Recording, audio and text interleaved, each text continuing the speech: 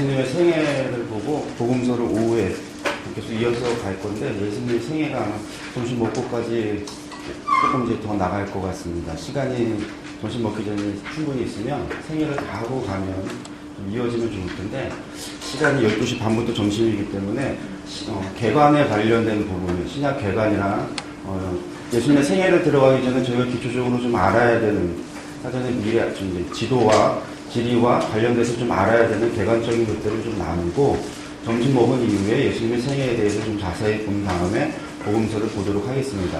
한국에 이런 성경 공부 모임들이 공부가 많이 있습니다. 세미나가 많이 있는데, 예수님의 생애, 이 복음서에 대한 세미나들을 다 모니터링을 하고 다 봤는데, 각각의 특징들이 있습니다. 어떤 세미나는 복음서 4권에 대한 각각의 이야기들을 하고 있는, 복음서의 특징들을 잘 얘기하고 있는 세미나가 있는가 하면, 어떤 세미나는 그냥 예수님의 생애만을 쭉 1년부터 3년까지 동생의 이야기를 가정을 순서대로 해서 이야기하고 있는 세미나도 있고, 어떤 세미나는 그냥 예수님에 대한 이야기, 구약의 이야기를 다 하고 신약에 왔을 때 예수님에 대한 이야기는 별로 얘기하지 않습니다. 그냥 마태, 마가, 누가, 요한이라고 하는 성경 기자들의 특징과 함께 몇 가지 전달을, 몇 가지 사항들만 이야기하고 넘어가는 세미나들도 있습니다. 여러 가지 세미나들을 봤는데, 복음서를 어떻게 잘 이해해야 되는가를 고민을 많이 하다가, 예수님의 생애를, 그 스토리를 우리가 다 알아, 이거는 기본적으로 다 알아야 되겠다라고 하는 것과, 이것으로 또 끝나지 않고 부족하다라는 겁니다. 뭐가 부족하냐면, 마태가 쓰는 이유가 있고, 하나님께서 또 마가라고 하는 성경 저자를 중에서 마가복음을 쓰시는 이유가 다르다라고 하는 것이 성경의 특징으로 가지고 있다라는 겁니다.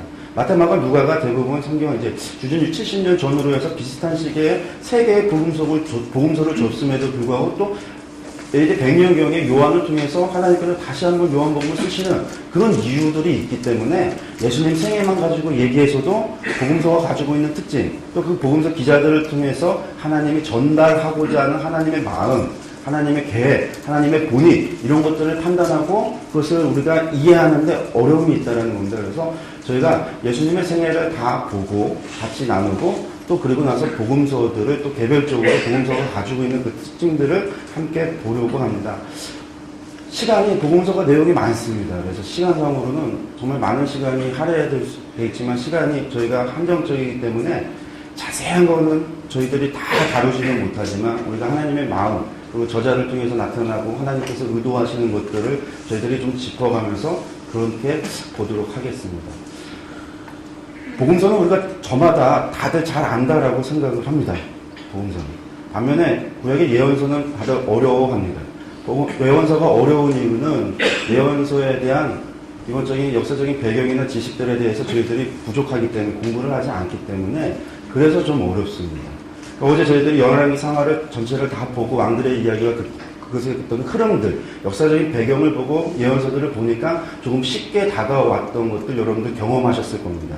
그리고 각각 예언서들을 할 때마다 이제 강사들이 그 예언서들의 배경과 성경의 위치와 그런 것들을 말씀을 드려서 또 예언서가 좀 더 쉽게, 그리고 이것이 어떤 묵시, 어떤 장래에 있어지는 일, 그런 것들에 대한 얘기가 아니라 이미 하나님께서 말씀하셨던, 이루어졌던 일들과 아직 이루어지지 않은 일들로 나누어져서 저희들한테 주시는 메시지다라고 하는 것들로 저희들이 예언서가 그렇게 어렵지 않은 쉬운 책이다라고 하는 것들 여러분들 이해를 하셨을 겁니다.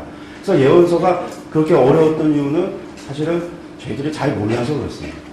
근데 그런 것들을 또 저희들이 이스라엘 역사와 관련된 저희가 이제 추천도서로 소개했던 책들 가운데 몇 가지 책들을 우리가 참고하고 보게 되면 사실은 그런 책들 가운데 다들 나오는 배경들입니다. 그래서 저희들이 좀 이렇게 추천도서도 여러분들 좀 가셔서 시간이 되실 때 보시면 좀 더 도움이 될 줄로 믿습니다. 그리고 신약은 복음서는 우리가 너무나 어려서부터 주일학교부터 너무나 많이 들은 이야기입니다. 그 개별 사건들에 대한 이야기를 너무나 많이 들었기 때문에 우리는 복음서를 너무나 잘한다라고 생각합니다. 복음서를 잘한다고 생각하기 때문에 복음서를 연구하지 않습니다. 그러니까 복음서에 난 잘 알아. 여러분들 성경 66권 중에서 내용을 제일 잘 알고 많이 안다라고 생각하는 책은 복음서입니다. 복음서 이야기는 정말하다. 그런데 창세기 출애굽기에 나오는 이야기들. 애니메이션 나온 이집트의 왕자 같은 모세 이야기들은 애들도 알고 어른도 알고 모두가 다 아는 또 예수님의 이야기들 크리스마스를 전후해서 늘 듣는 예수님의 이야기들 또 우리가 잘안다고 생각해서 복음서는 당연히 안다라고 생각합니다. 당연히 안다고 생각하기 때문에 그 이야기가 예수님의 공생의 어느 때에 어떤 배경을 가지고 어떠한 하나님의 예수님의 심정 가운데 그 일들을 하고 계시는가에 대해서 우리가 잘 모른다라는 겁니다. 우리가 좀 그런 것들을 이 시간에 좀 함께 보시면서 좀 찾아보려고 합니다. 예수님의 세계를 들어가기 전에 복음서 제가 잠깐 저희들이 신약 성경에 대한 권수 그런 거에 대한 개관을 잠깐 했는데 성경을 다시 한번 좀 더듬고 들어간다고 한다면 저희들이 성경 66권에 대한 전체적인 개관을 이 표로다가 저희들이 보고 있습니다. 여러분들 보시면 이게 좀 약간 흐리게 나오는데 흐리게 나오는 이유가 지금 학교 프로젝트가 저희가 지금 사흘째 지금 풀로 계속 키고 있다 보니까 저게 이제 좋은 장비가 아닌데다가 새 장비가 아닌데다가 하고 있다 보니까 렌즈가 조금 이제 좀 힘들어해서 좀 뿌옇게 나오는 겁니다. 여러분들 드린 자료들은 봐서 실사 출력했을 때 옆에 보시는 배너처럼 깨끗하게 나오고 컴퓨터상으로 다 구분이 할 수 있도록 잘 나오니까 걱정은 좀 안 하셔도 될 것 같습니다. 네, 보겠습니다. 성경의 상관관계라고 해서 저희들이 그렇습니다. 전체적으로 본다면 우리가 레위기, 옛 언약이라고 하는 레위기를 성경의 중심에다 두고 이야기를 합니다. 가장 먼저 쓰여진 책이고 하나님과 인간이 맺었던 언약, 그 언약을 통해서 창세기는 언약의 주인공이 누구신가 하나님에 대한 부분을 설명하고 가르쳐주고 있습니다. 출애굽기는 그 언약의 목적에 대해서 우리에게 말해주고 있습니다. 하나님께서 언약을 주신 이유가 무엇인가 그거에 대한 목적들이 출애굽기 가운데에서 나옵니다. 민수기는 그 언약을 가지고 광야 생활 가운데 이스라엘이 훈련했던 이야기 그리고 신명기는 그 언약을 다시 한번 재설명하고 있는 책입니다. 이것을 가르쳐 우리가 모세오경, 율법, 모세오경이라고 그러는데 우리가 그 이후에 나오는 역사서 안에서 이 언약을 대한 반응이 나타납니다. 언약을 잘 지켰느냐, 지키지 않느냐. 저희가 어제 열왕기 상하를 하면서 신명기 사관을 그렇게 얘기하면서 잘 지키면 하나님께서 복을 주시고 지키지 않으면 벌과 재앙 그거에 대한 책임을 묻겠다 하시는 하나님의 그런 반응들이 역사서 12권 가운데 나타납니다. 그러니까 언약의 반응 가운데 잘 이해하였던 사람들, 그런 신앙의 사람들 가운데서 성문서 지혜의 책들이, 시가서들이 또 이렇게 5권의 책들이 있고, 반면에 불순종하게 되면 그들에게 하나님께서 불순종했으니까 그 자리에서 때리는 게 아니라, 어제 저희가 장윤성 목사님이 그러셨죠. 우리도 3-3번 한다. 이종성 목사님이 그 얘기 하셨군요. 우리도 3-3번 한다. 하나, 둘, 셋도 아니고 둘 반의 반, 둘 반의 반의 반. 이렇게 간다라는 얘기를 했는데 하나님께서 이렇게 손가락을 세시면서 경고를 하시는 이야기. 그것이 예언서 17권의 책이라고 그랬습니다. 이것을 가르쳐서 우리가 구약이라고 하는 책이라고 합니다. 근데 예레미야에서 하나님께서 그 이야기를 하셨습니다. 너희가 모세의 율법, 모세의 언약을 잊어버렸으니까, 너희가 지키지 못하니까 하나님께서 새 언약을 주시겠다고 하시면서 새 언약, 너희 마음속에, 마음밭의 색에서 다시는 잊어버리지 않는 새 언약을 주시겠다라고 하셨습니다. 그 예레미야서의 새 언약이라는 것을 통해서 우리가 구약과 신약으로 나뉜다고 그랬습니다. 그 새 언약, 그게 무엇인가 하나님께서 그 언약을 주신다고 약속하셨는데 그 언약에 대한 것을 하나님께서 먼저 행하셨습니다. 새 언약에 응답을 하십니다. 새 언약이 무엇인가가 바로 복음서 4권에서 나타납니다. 그 새 언약이 무엇이냐? 하나님께서 복음서를 통해서 새롭게 우리 마음밭에 새긴 언약을 설명하십니다. 그리고 이 새 언약이 무엇인가에 대해서 사도행전에서 증인들이 그것에 대하여 증거합니다. 그리고 서신서는 그 새 언약에 대한 해설입니다. 해설. 그리고 마지막 언약의 완성. 새 언약이 사실은 복음서에서 예수 그리스도를 통하여서 응답되었습니다. 그렇지만 응답되었지만 마지막 때에 그 응답이 완성되어집니다. 완결되어집니다. 그것이 요한계시록입니다. 그러니까 성경 66권의 전체 이야기가, 전체의 구조, 서로 간의 상관관계가 이렇게 짜여져 있습니다. 우리가 이것을 좀 기억을 하셨으면 좋겠고요.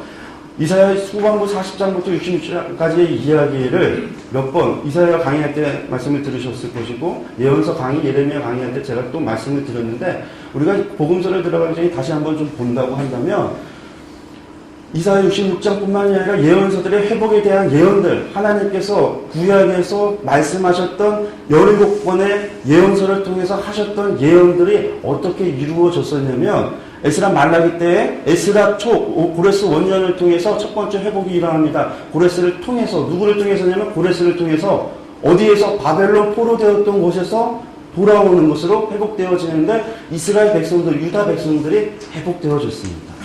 두 번째 회복에 대해서 노래합니다. 모든 예언서들이 두 번째 회복 메시아에 대한 노래를 합니다. 예언을 합니다. 두 번째 이 회복은 어디에서 이루어지냐면 복음서에서 됩니다. 누구를 통해서? 고난받는 종을 통해서 이루어집니다.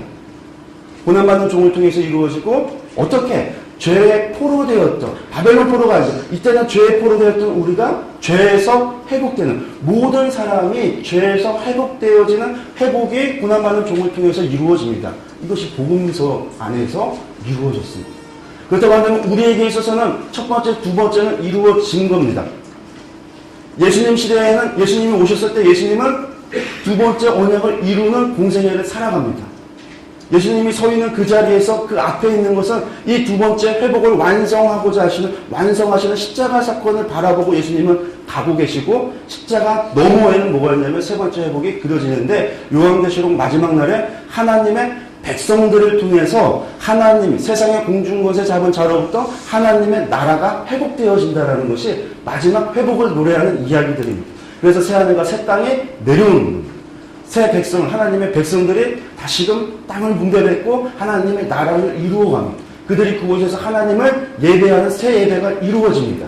이것이 에스겔의 얘기요, 예레미야의 얘기였고 이사야의 이야기였습니다. 그렇기 때문에 예수님은 여기에 서서 언제나 무엇을 바라보고 계셨냐면 뒤에 거 지나간 것을 얘기하는 것이 아니라 앞으로 다가올 이야기. 그래서 당신의 사역 가운데 당신이 완성하고 이루어야 될 십자가에 대한 이야기를 하고 그 너머에 무엇을 얘기했냐면 내가 할 이야기가 아니라 내가 가고 하나님의 백성이 되어야 될 제자들, 교회의 성도들, 하나님을 믿는 사람들, 너희가 무엇을 향해 달려가야 되냐면 이것을 향해 달려가야 되기 때문에 예수님은 무엇에서 뭐에 대해서 얘기합니까? 회개하라. 천국이 가까웠다. 예수님의 메시지는 그래서 무엇에 대한 메시지였냐면 하나님의 나라에 대한 메시지였습니다. 회개에 대한 메시지였습니다. 그리고 뭐에 대한 메시지였습니까? 제자도에 대한 메시지였습니다. 하나님의 백성으로 살아가야 될 삶의 모습에 대한 가르침이었습니다. 예수님이 지나가고 나서 사도행전부터 시작해서 유다서까지 나오는 이야기들은 무엇입니까? 증거라고 그랬습니다. 복음서에서 예수 그리스도에 대한 증거, 그것에 대한 해설, 예수님께서 이루신 일들에 대해서 가르치고 해석합니다. 그래서 이것이 우리에게 넘어왔다라는 이야기를 합니다. 예수님이 이루신 사명은 완성되어졌고 그 사명이 우리에게 넘어와서 우리는 무엇을 향해 달려가야 되냐면 새하늘과 새 땅을 향하여 달려가야 되는 사명이 우리에게 있다라는 겁니다. 예수님께서 승천하시면서 건네주셨던 그 사명을 제자들이 받고 교회가 받고 성도들이 받아서 그것을 가야 된다는 증거로 나타납니다. 그래서 마지막 순간까지 달려가자. 마지막까지 끝까지 달려가자. 이것이 이 중간에 나왔던 사도들의 증인들의 이야기들이었습니다. 이것이 지금 우리에게 왔습니까? 안 왔습니까? 아직 안 왔습니다. 이날이 아직 안 왔습니다. 그 사도들의 그것이 지금 우리에게까지 오고 있는 겁니다. 우리는 어디에 서 있습니까? 그들과 동일한 선상에 서 있습니다. 우리는 무엇을 바라보고 가냐면 새하늘과 새 땅을 바라보고 달려가야 됩니다. 주님께서 이루신 그 사명은 우리가 전해받고 그것에 대한 증인으로서 우리가 살아가야 됩니다. 이것이 신약의 이 구약에 나왔던 회복을 가지고 우리가 신약을 바라볼 때 상관관계입니다. 다른 것 한 가지 또 한 가지 말씀을 드린다면 우리가 언약의 상관관계를 이야기하면서 신약은 구약의 성경, 교과서로 한 신학이다라는 말씀을 드립니다. 많은 분들이 신학이다 얘기합니다. 저희도 신학이다라고 얘기하는데 사실 저희가 신약을 하면서 신학적인 것은 이야기하지 않습니다. 성경만 이야기합니다. 신학은 여러분들이 집에 가셔서 공부하시면서 여러분들이 쌓아가셨으면 좋겠습니다. 그렇지만 성경에 신약이 나옵니다. 어떻게 나오냐? 복음서를 보면 예수 그리스도가 누구신가? 이런 기독론에 대한 이야기도 나옵니다.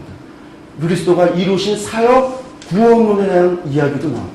앞으로 예수님이 아닌 하나님의 백성이 이루어가야 될 교회에 대한 가르침이 나옵니다.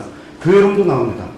그 교회를 이루어갈 제자들, 성도들, 주의 백성들에 대한 제자도에 대한 가르침도 나옵니다. 이것을 도울 보혜사 성령론에 가는 것도 있습니다. 또한 예수님의 가르침에 마지막 때에 대한 이야기 종말론도 있습니다. 다 있습니다. 그렇지만 론을 얘기하고 싶지는 않습니다. 예수님의 가르친 그 성경의 말씀만을 저희가 함께 나누려고 합니다. 사도행전에는 그리스도에 대한 증거다, 기도문에 대한 이야기가 나오고 그리스도께서 이루실 구원의 완성에 대한 구원론이 나오고 그 사명을 이어가는 교회에 대한 교회론도 있습니다. 그것을 돕는 성령론 또한 있습니다. 에베소서 유다서를 넘어가게 되면 이것이 사실은 바울의 전반기 바울의 로마까지 가는 3차 그리고 4차까지 가는 과정 가운데 쓰여졌던 서신서들에 많이 나오는 이야기들입니다. 바울 서신서의 초기의 주요 내용이 갈라디아서에서 혹은 고린도 전후서에서 그리고 데살로니가 전후서에서 나오는 이야기가 외의 것도 있지만 주로 바울의 서신서들에서 많이 나왔던 차지했던 비중이 이런 것들이었고 그가 후에 돌아오고 나서 에베소서 유다서까지의 서신서들을 이렇게 보면 대부분이 교회에 대한 것, 제자도에 대한 것, 교회를 힘들게 하고 어렵게 하는 이단에 대한 것들 크게 봐서 다 교회 안에 교회론으로 들어가고 제자도도 사실 교회론에 들어가고 우리가 그 큰 교회론 안에서 교회를 돕고 사람을 이 일을 사명을 완성시키도록 돕고 계시는 성령님의 성령론까지 우리가 볼 수 있습니다. 그런 것들이 이 계시록 가운데 전까지 나오고 계시록 속에서 우리는 교회론, 제자도 그리고 종말론 이런 것들을 또 볼 수 있습니다. 그래서 신학을 했다.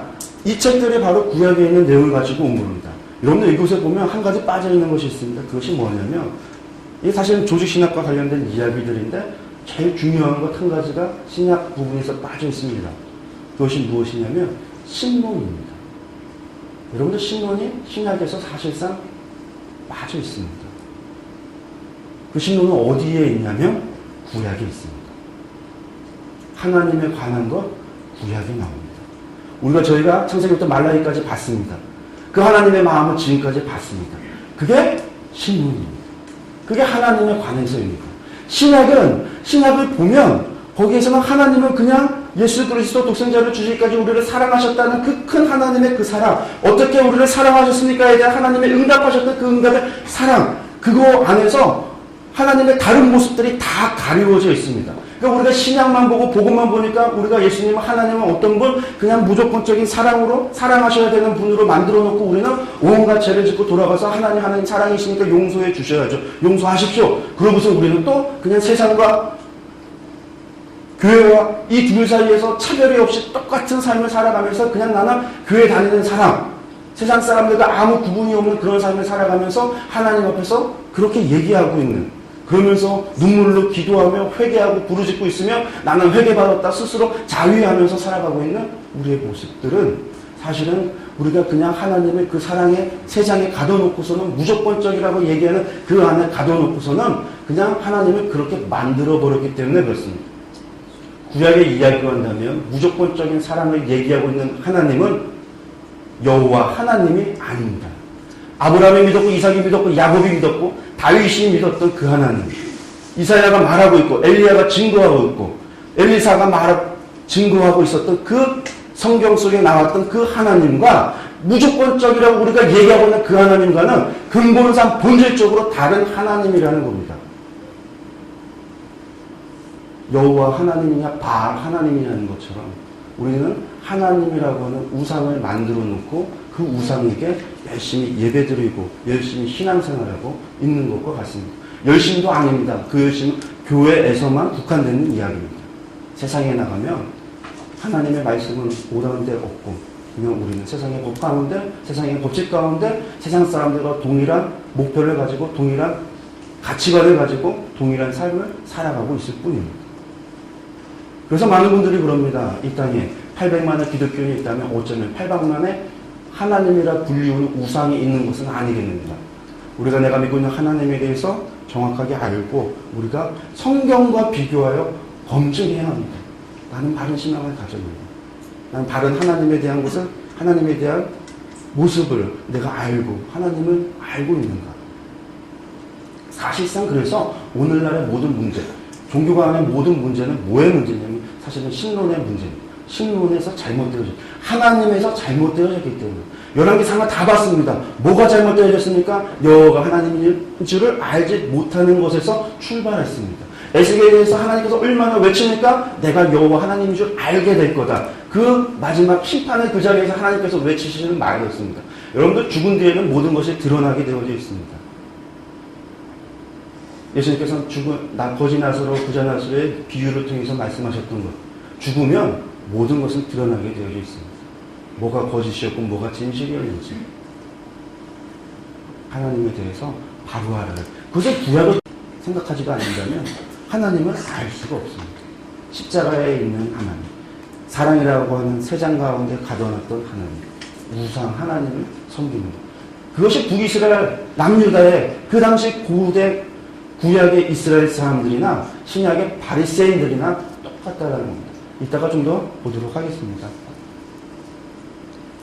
오늘의 상관관계 다시 한번 보시면 우리가 쭉 얘기하지만 결국은 무슨 얘기냐, 다 얘기 나눴던 얘기인데 결국은 무엇에서부터 출발한 거냐면 사랑에서부터 시작한 겁니다. 여러분들 사랑에서부터 시작했습니다. 하나님께서 사랑이래요. 하나님의 사랑이시기에 사랑에서 출발해서 확대해서 하나님 사랑하고 사람을 사랑하라고 말씀하셨고 십계명을 주셨고 레위기를 주셨습니다. 이것이 갑니다. 그 사랑이 어디에서 어떻게 되냐, 요한계시록에서 사랑이 완성됩니다. 하나님 바라시는 것이 동행이 동거하신다고 그랬습니다. 하나님이 얼마나 원하셨다면 당신의 이름을 임마누엘이라 영원히 함께하고 싶으셨으면 자신의 이름까지 임마누엘이라고 지으셨습니다. 그 하나님께서 사랑이시기에 마지막의 결론이 무엇입니까? 계시록 가운데 새 하늘과 새 땅이 열리고 하늘 보좌가 열리고 하늘에서 새 예루살렘이 내려오는 요한계시록 19장 이하의 말씀이 무엇입니까? 하나님께서 신랑이 신부를 위하여 세단장한 집과 같은 그 예루살렘을 내려오면서 어린 양의 혼인잔치가 이루어지는 모습을 요한이 보는 겁니다. 하나님 그렇게 원하셨던 내 사랑 나의 어여쁜 자야 함께 가자 노래하는 술람미 여인에게 얘기했던 솔로몬의 이야기처럼 하나님께서 우리에게 손을 내밀고 신부를 맞이한 그 이야기, 하나님의 사랑이 이루어지고 완성되어지는 그런 이야기들. 성경은 사랑에서 출발해서 사랑으로 갔습니다. 복음서, 이 가운데 우리 구약의 마지막에서 인간들이 하나님께 하나님 어떻게 사랑했습니까? 라고 하나님의 그 마음을 헤집어놨습니다. 그거에 대한 응답, 하나님 나 이렇게 사랑하셨다? 복음서를 통해서, 그리고 나는 이 사랑을 통해서 이런 일들을 이루실 것이다 라는 이야기를 복음서를 통해서 계시록까지 나오는 이 신약을 통해서 말씀되어집니다. 예수님의 생애를 보시면은요, 앞에 있는 것은 마인드맵인데 여러분들 아마 자료에 마인드맵이 66권, 성경 66권 중에 시편을 제외하면 마인드맵이 다 들어갔습니다. 근데 이제 그게 버전이 조금 옛날 버전입니다. 저희들이 작업하고 있는 것들이 여러 가지가 있는데 아마 그것이 다 이제 좀 완료가 되면 전체적으로 다 수정을 할 겁니다. 그러면 이거 옛날 거는 쓸데없는 것이냐? 아닙니다. 이거 가지셔도 여러분들 충분히 마인드맵을 보시면서 성경의 이야기, 말씀들을 더듬을 수 있습니다. 마인드맵이 좋은 이유는 이것을 가지면 전체가 눈에 들어오기 때문에 그렇습니다. 성경을 안 보신 분들은 보셔봐야 소용이 없지만 성경을 보시고 공부하시고 많이 보시는 분들은 그냥 마인드맵만 딱 보면 성경의 그 이야기가 머릿속으로 파노라마처럼 싹 지나가는 것들을 경험하게 됩니다. 하나님을 그냥 하나님께서 행하셨던 그 일들이 머릿속에서 싹 지나가는 것들을 경험할 수 있습니다. 아마 여러분들 일주일 동안 이렇게 말씀을 다 들으면 지금쯤 이제 오늘 사실은 벌써 그러신 분들도 있겠지만 아마 오늘쯤 가고 또 사도행전 중에서 전도 막 가고 나면 정말 머릿속에 우리 장 목사님 늘 하는 말이지만 머릿속에 쥐가 40마리가 왔다 갔다 하는 것들을 경험하실 수, 도대체 이것이 무슨 얘기인지를 모르는 그런 상황이 올 수도 있습니다. 그래갖고선 헷갈리게 되면 바로를 바알이라고 그러기도 하고 요아스가 도망가면서 창에서 떨어져서 다리를 다쳐서 요아스 왕이 다리를 쩌뚝 걸었다라고 하는 이야기를 하는 사람도 있고, 웃는 사람은 성경을 보신 분들이고 안 오시는 분들은 이게 도대체 무슨 얘기인가. 요나단의 아들 무비보셋이 다리를 쩌뚝거리 그 이야기랑 요아스랑 짬뽕을 해서 아니면 도망가는데 떨어져서 창가에 떨어져서 죽었는데 제사장 요하다가 기도했더니 일어났다고. 유두고가 떨어져서 죽었는데 바울의 에베소에서 두라노 성원에서 말씀 가르치는데 유두고가 떨어져서 죽었는데 요하스가 도망가다 떨어져서 바울의 기도에서 그러니까 말을 이렇게 헷갈리기 시작하는데 여러분들 이렇게 머리가 막 헷갈리기 시작하는데 웃는 게 아니라 너무나 집중적으로 듣기 때문에 너무나 많은 이야기를 듣기 때문에 돌아가면 막 그래요. 그렇지만 여러분들 나중에 오늘 이거 다 끝나고 주일이 되고 다음 주가 되고 간에 어느 날 갑자기 앉아서 여러분들 정말 해보시기 바랍니다. 하나님의 마음. 성경 저희가 말씀드리고 여러분들이 들었던 것들을 한번 떠오르기 시작하면요. 하나님의 그 사랑이 말라기를 전후로해서 나왔던 그 이야기들이 여러분들 머릿속에 파노라마처럼 지나가는 것을 경험할 겁니다. 이것은 해보신 분들은 다 경험해 봤습니다. 운전하다가 그거 하면 큰일 납니다. 사고 날 수 있습니다. 집에서 말씀 보다가 파노라마처럼 지나갑니다. 마인드맵을 보고 이렇게 있다가 그것이 머릿속으로 지나갑니다. 신기하게. 그럴 때 쓰시라고 마인드맵 드립니다. 이건 예수님의 생애는 사실은 여기서 더 나가는데 제가 지금 전체 보기, 여러분들 책에 있는 전체 보기 있는 이 부분을 다시 좀 이렇게 거기까지만 지금 한 겁니다. 그래서 보시면 예수님의 생애라고 하는 것이 BC 4년에서 AD 30년까지 우리가 얘기를 하는데 공생의 전과 공생의 그리고 부활이라고 하는 크게 세 부분으로 우리가 나누어서 살펴볼 수 있겠고요. 공생의 전은 예수님의 탄생 기사가 있고 예수님께서 피난하신 것 그리고 예수님의 소년기 이렇게 공생의 그 전에 요거는 세 가지 정도 탄생과 관련된 이야기들이 있습니다. 공생애를 보시면 우리가 공생애를 3년이라고 하는데 저희가 네 가지로 구분해서 봅니다. 공생애 3년을 시작하기 전에 바로 직전에 하신 준비가 있습니다. 그 준비에 대한 이야기들이 있는데 특별히 유대 지역에서 준비하신 것이 있고 갈릴리에서 준비하신 것이 있습니다. 그리고 공생애 1년에는 예루살렘에서 사역하셨고 갈릴리에서 사역하셨습니다. 공생애 2년에도 예루살렘에서 사역하셨고 갈릴리에서 사역을 하셨습니다. 공생애 3년에는 갈릴리에서 사역을 하셔서 유대 베레아를 넘어서 예루살렘으로 갑니다. 부활에는 예루살렘에서 계셨다가 갈릴리로 갑니다. 이건 복음서만 아니고 사도행전까지 가면은 사실은 밑에 하나 더 붙죠. 그래서 다시 예루살렘으로 돌아갑니다. 예수님의 생애, 공생애가 우리가 이걸 보시면은 공생애 준비가 유대 지역에서 준비하는데 무엇을 준비하시냐면 대부분 이때가 세례받는 것과 유대 광야에서 시험 당하시는 이야기들이 이곳에 있습니다. 갈릴리 사역은 뭐냐면 그러고 돌아가셔서 제자를 삼으신 이야기와 함께 가나 혼인잔치에 참여한 걸로 끝납니다. 그리고 이제 공생애 1년, 2년, 3년인데 보시면 예루살렘 사역, 갈릴리 사역인데 예루살렘이 사역한 그 시점이 언제냐? 여러분들 우리가 공생애 3년인데 3년의 기준이 무엇이냐라고 할 때 그 기준은 요한복음에 나오는 예수님께서 6월절을 시작돼 6월절을 맞이해서 예루살렘에 간 것으로 공생의 첫 시작을 말합니다. 왜냐면 거기서 가나 혼인잔치 때는 공생이 시작하지 않았습니다. 예수님께서 때가 되지 않았는데 어머니 나에게 왜 이러십니까? 그러는데 그 6월절이 되어서 올라가신 곳으로 시작합니다. 그래서 우리가 공생애를 어떻게 잡냐면 공생애를 6월절에서 시작해서 첫 번째 1년은 6월절에서 시작해서 다음 6월절까지가 공생애 1년입니다. 두 번째 6월절이 되면 이스라엘 사람들은 6월절이 되면 예루살렘 성전에 올라가야 됐으니까 예루살렘 6월절을 지키기 위해서 예수님께서 또 예루살렘에 올라갑니다. 2년차에 예수님께서 또 예루살렘에 올라갑니다.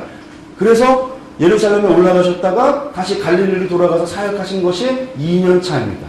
그리고 3년차가 되면 또 세 번째 6월절이 와서 세 번째 6월절이 되는데 이때는 예수님께서 6월절을 안 갑니다. 6월절을 지키지 못합니다. 왜 그러냐면 사실상 이때 되면 예수님께서 올라가면 죽으셔야 되는 때입니다.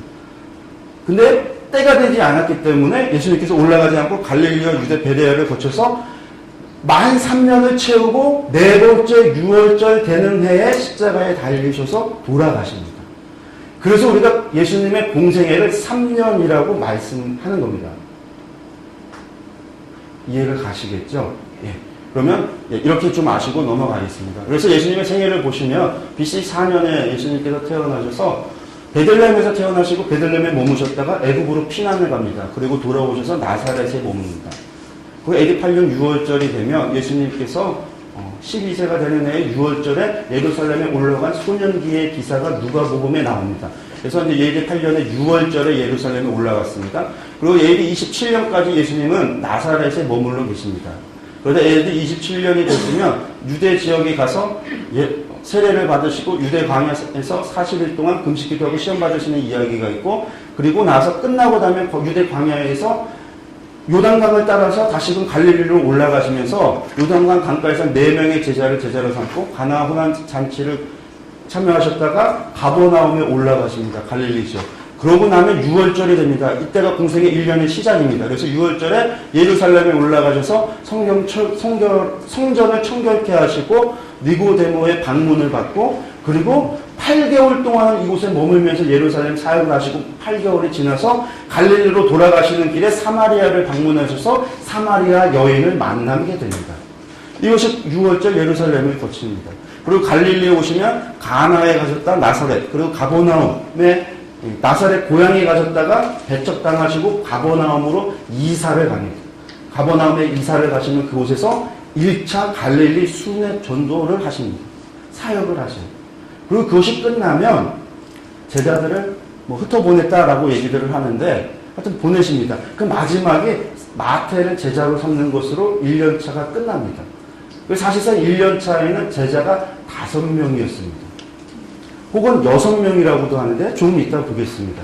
AD 28년이 돼서 공생의 6월절이 되면 2년을 시작하시는데 제자들을 12제자들을 다시 불러 모으시고 하신 일이 12명의 제자를 세우시는 일들을 하는데, 그 전에 먼저 6월절 지키기 위해서 예루살렘부터 갑니다. 예루살렘 갔다가 베데스다 연못에서 38년 된 병자를 갖다가 고치시고, 그 일이 계기가 돼서 바리새파 사람들한테 논쟁이 시작되고, 이때부터 예수님께서 이제 그때 더 이상 분위기가 험악해져서, 예루살렘의 분위기가 험악해져서 예수님께서 6월절을 지키시지 못하고 바로 갈릴리로 돌아가십니다. 그러니까 1차 때는 8개월을 계셨고 2차 때는 잠시 머물렀다가 그냥 갈릴리로 돌아가십니다. 그래서 갈릴리로 돌아가시자마자 첫 번째 한 게 제자들 12명을 세우는 일이었고, 그때 이제 이때 산산수훈과 세례 요한이 감금되고 갈릴리를 2년 차니까 2차 순회 전도를 하십니다. 세 번째 공생의 3년이 되면 6월절이 되면 아까 말씀드렸죠. 예루살렘 상황이 험악해졌기 때문에 가시지 못하고 머물러 계시다가 갈릴리에 6월절 예루살렘에 올라가지 못하고 있으시면서 이런 이적, 오병이와 바다 걸으심 이런 이적들이 있었고, 여기서 도리어 북부 지방을 돕니다. 이방인 지역을. 그래서 북부에 있는 두로와 시돈을 가셨다가 남쪽에 있는 동쪽에 있는 데가볼리, 남쪽에 있는 곳까지 가셨다가 다시 북쪽 지역에 있는 가이사랴 빌립보를 갔다가 높은 산까지 올라가는 이런 이방인 지역을 다니시면서 전도하십니다. 그리고 세 번째 갈릴리에서 누가 크냐의 싸움을 다시 돌아오시면서 예루살렘으로 가시기 위해서 내려오시는 길에 제자들의 싸움이 있고, 사마리아를 거치면서 70인 제자를 파송하고 유대 베레아에 가는데 초막절 때 잠시 예루살렘에 올라가셔서 말씀을 전하고 오셨다가 대부분을 유대 베레아에서 3개월 동안을 지내십니다. 그곳에서 마리아와 마르다, 죽은 나사로를 살리시는 이야기, 삭개오를 만나는 것, 소경 바디메오의 눈을 뜨게 하는 그런 일들을 하십니다. 3개월을 머물면서. 그리고 아까 말씀드렸다시피 네 번째 6월절을 준비하기 위해서 올라가십니다. 이렇게 만 3년을 채우고 올라가셔서 순환받고 십자가에 달려 돌아가십니다. 그리고 부활하셨다가 제자들에게 나타나십니다. 그리고 제자들을 갈릴리로 다 보내버리시고 예수님께서 갈릴리로 가셔서 제자들을 다시 한번 만나고 다시 제자들을 예루살렘으로 보냅니다. 그리고 다시 예루살렘에서 예수님께서 제자들을 만나고 가르치시고 승천하시는 것으로 예수님의 공생애가 끝이 납니다. 그래서 공생애 보시면 1년, 2년, 3년 차의 이야기들이 예수님의 생애가 이 표현장으로도, 여러분 우리가 강의할 때 이 표현장으로도 강의가 충분히 할 수 있습니다.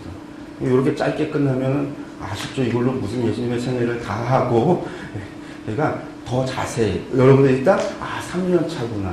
그래서 유대, 예루살렘, 갈릴리 이렇게 하셨구나라는 걸 머릿속에 좀 두겠습니다. 그래서 저희가 지도를 보면서 또 다시 봐야 돼요. 그래서 공생애 전체 보기를 보시면, 우리가 책에 있는 것, 여러분들 공생애를 보시면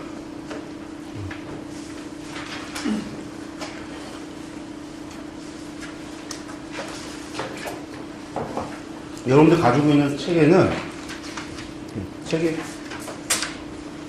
10페이지에 나옵니다. 10페이지 보시면 그래서 여기 앞에는 이렇게 좀 간단하게 나왔는데 여러분들 책에 보시면 다 조금 이제 절기까지 같이 넣습니다. 그래야지 이제 이해하기가 쉬우니까 6월절 네 번째 부활 후에 6월절에서 4년이구나 라는 것들 여러분들 기억하시면 좋겠고 우리가 예수님을 30세부터 공생애를 시작해서 3년간 활동하시고 돌아가셔서 33세에 돌아가신 게 아니라 하나님 이렇게 승천하셔서 33년이라고 얘기를 합니다. 근데 예수님께서 십자가에 달려 돌아가신 해를 다 AD 30년경이라고 하는데 영에서 그러니까 33년을 마치려고 영에서부터 시작해서 AD 33년이라고 얘기하는 사람들이 있는데 33년에 맞춰버리면 예수님 탄생을 저희가 BC 4년으로 이야기합니다. 그러니까 AD BC가 0년이 예수님 탄생한 거다라고 그러니까 얘기하는데 그렇지 않고 예수님께서 탄생한 시기를 BC 4년이라고 우리가 얘기하는데 아우구스투스의 인구조사했던 연대가 그때인데 그렇게 4년에서 33년을 해버리면 예수님 연세가 어떻게 되시냐면 37세가 되시는 겁니다. 30이 넘어가면 한 살이라도 더 붙이면 기분이 나빠집니다. 예수님 기분 나쁘시게 하시면 안 되겠죠. 33년 안 맞죠. 그래서 BC 4년에서 AD 30년경으로 저희들이 이렇게 말씀 전합니다. 어디 보시면 여러분들 책들 보다가 보면 AD 33년 되어 있는 경우도 많이 있습니다. 근데 BC 4년이 바뀌지는 않는데 뒤에가 바뀌는데 BC 4년에서 33년 공생애를 얘기하기 때문에 생애를 얘기하기 때문에 AD 30년입니다. 4년 플러스 하면 한 살도 기분 나쁜데 4년 플러스 하면 안 됩니다. 예, 그렇게 아시고 그리고 공생애에 예수님의 탄생을 한번 들어가겠는데 우리가 지도를 좀 먼저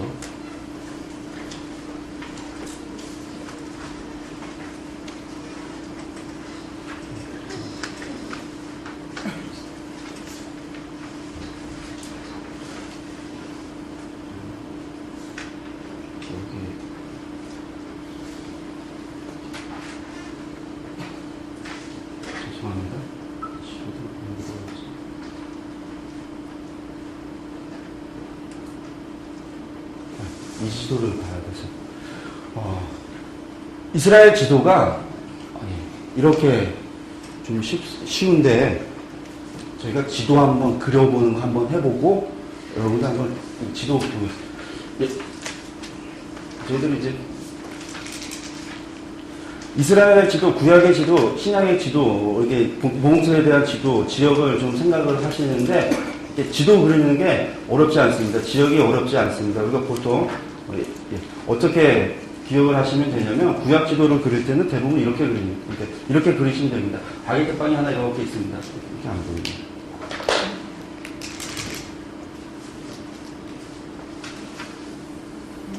더 안 보이네요.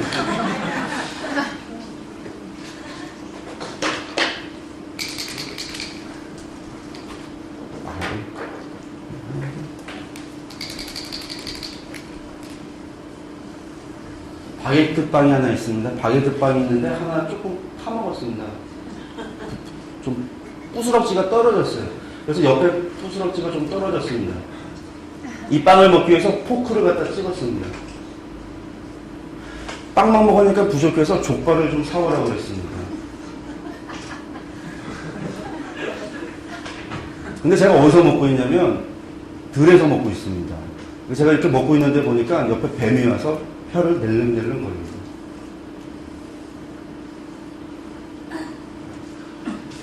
이러면 지도 끝납니다. 바게트 빵이 하나 있고 부스러기가 떨어졌습니다. 그걸 먹으려고 포크를 찍어 먹으면서 빵만 먹으면 부족해서 족발을 갖다가 꺼냈는데 그 옆에서 뱀이 혀를 낼름낼름 거리고 있습니다. 여기가 어디냐면 지중해입니다. 지중해고요. 요 부스럭지 딱 떨어진 것은 이게 키프로스 섬입니다.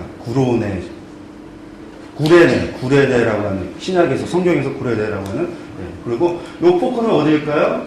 나일강입니다. 그리고 족발이 이렇게 나오는데, 족발이 위치 어디냐면, 시내산입니다.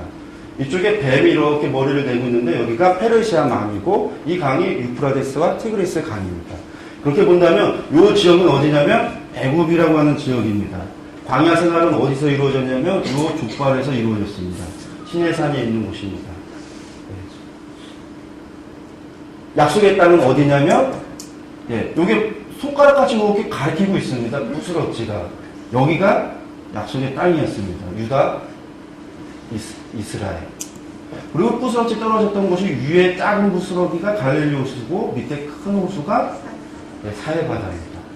페르시아 만 뱀의 혀를 내밀고 있는 시작점이 바벨론이었습니다. 유브라데스와 티그리스 강이 가는 위의 지역이 아수르입니다. 바벨론 동쪽이 바사입니다. 혀 끝 너머에는 뭐가 있냐면 헬라가 있습니다. 구약 그리기 참 쉽습니다. 먼저 뭐가 필요하냐면 바게트 빵이 하나 필요합니다. 빵이 부서져서 부스러기가 떨어졌습니다. 그리고 포크를 꽂고 족발을 하나 준비하면 옆에 뱀이 혀를 낼름낼름거리고 있다. 이게 구약지도 그리는 겁니다. 지리가 아주 쉽습니다. 수역하고 지리 금방 다 한 겁니다. 다 했습니다. 신약지도 더 간단합니다. 신약지도는요, 한 10도 정도로 사선을 좀 내리는데, 아까 먹은 빵이 목에 걸려서 기침을 했습니다. 예. 아까 먹은 빵이라고 그랬습니다. 빵 먹었을 때 부스러기가 떨어졌습니다. 아까 부스러기 떨어졌다고 그랬습니다. 이러면 이스라엘 지도 끝납니다. 끝났습니다. 내려오는 했던 지역, 여기가 어디냐면 갈멜산입니다. 갈멜산. 요 위에가 갈릴리 호수고 밑에 고구마 같은 이곳이 사해바다입니다.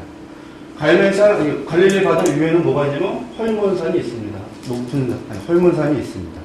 이렇게 하면 이스라엘 지도 끝납니다. 여기서부터 봐야 됩니다. 예. 사해바다 서쪽으로 뭐가 있냐면요, 여기에 예루살렘이 있습니다. 예루살렘이 있습니다. 사해바다에서 이 갈릴리로 있는 이 선이 요단강인데, 요단강 사해바다 조금 위쪽에 여리고성이 있습니다. 그리고 보통 이 갈멜산하고 요 지역 이렇게 나눠지면 이제 신약을 이해하기 위해서 큰 구역들을 좀 이해를 해야 되는데, 예루살렘만 알고 있고, 여러분들 이제 가버나움이 어디냐면 갈릴리 북부 북쪽이 가버나움입니다. 예수님께서 이사 가셨던 거, 요 두 곳만 알고 우리가 좀 나눠보겠습니다. 어떻게 나누냐면 유다라고 하는 지역이 어디냐면 이 예루살렘 주변 지역이 유다 지역입니다. 사해 서쪽입니다. 유대 지역. 갈릴리 지역은 어디냐면요, 이 가버나움과 갈릴리 서편이 갈릴리 지역입니다. 그럼 유대와 갈릴리 중간에는 뭐가 있냐면 사마리아가 있습니다.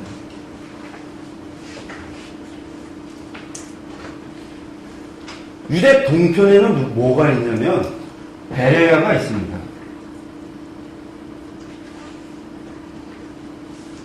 유다 동편 베레아 북쪽 위에는 뭐가 있냐면 데가볼리가 있습니다.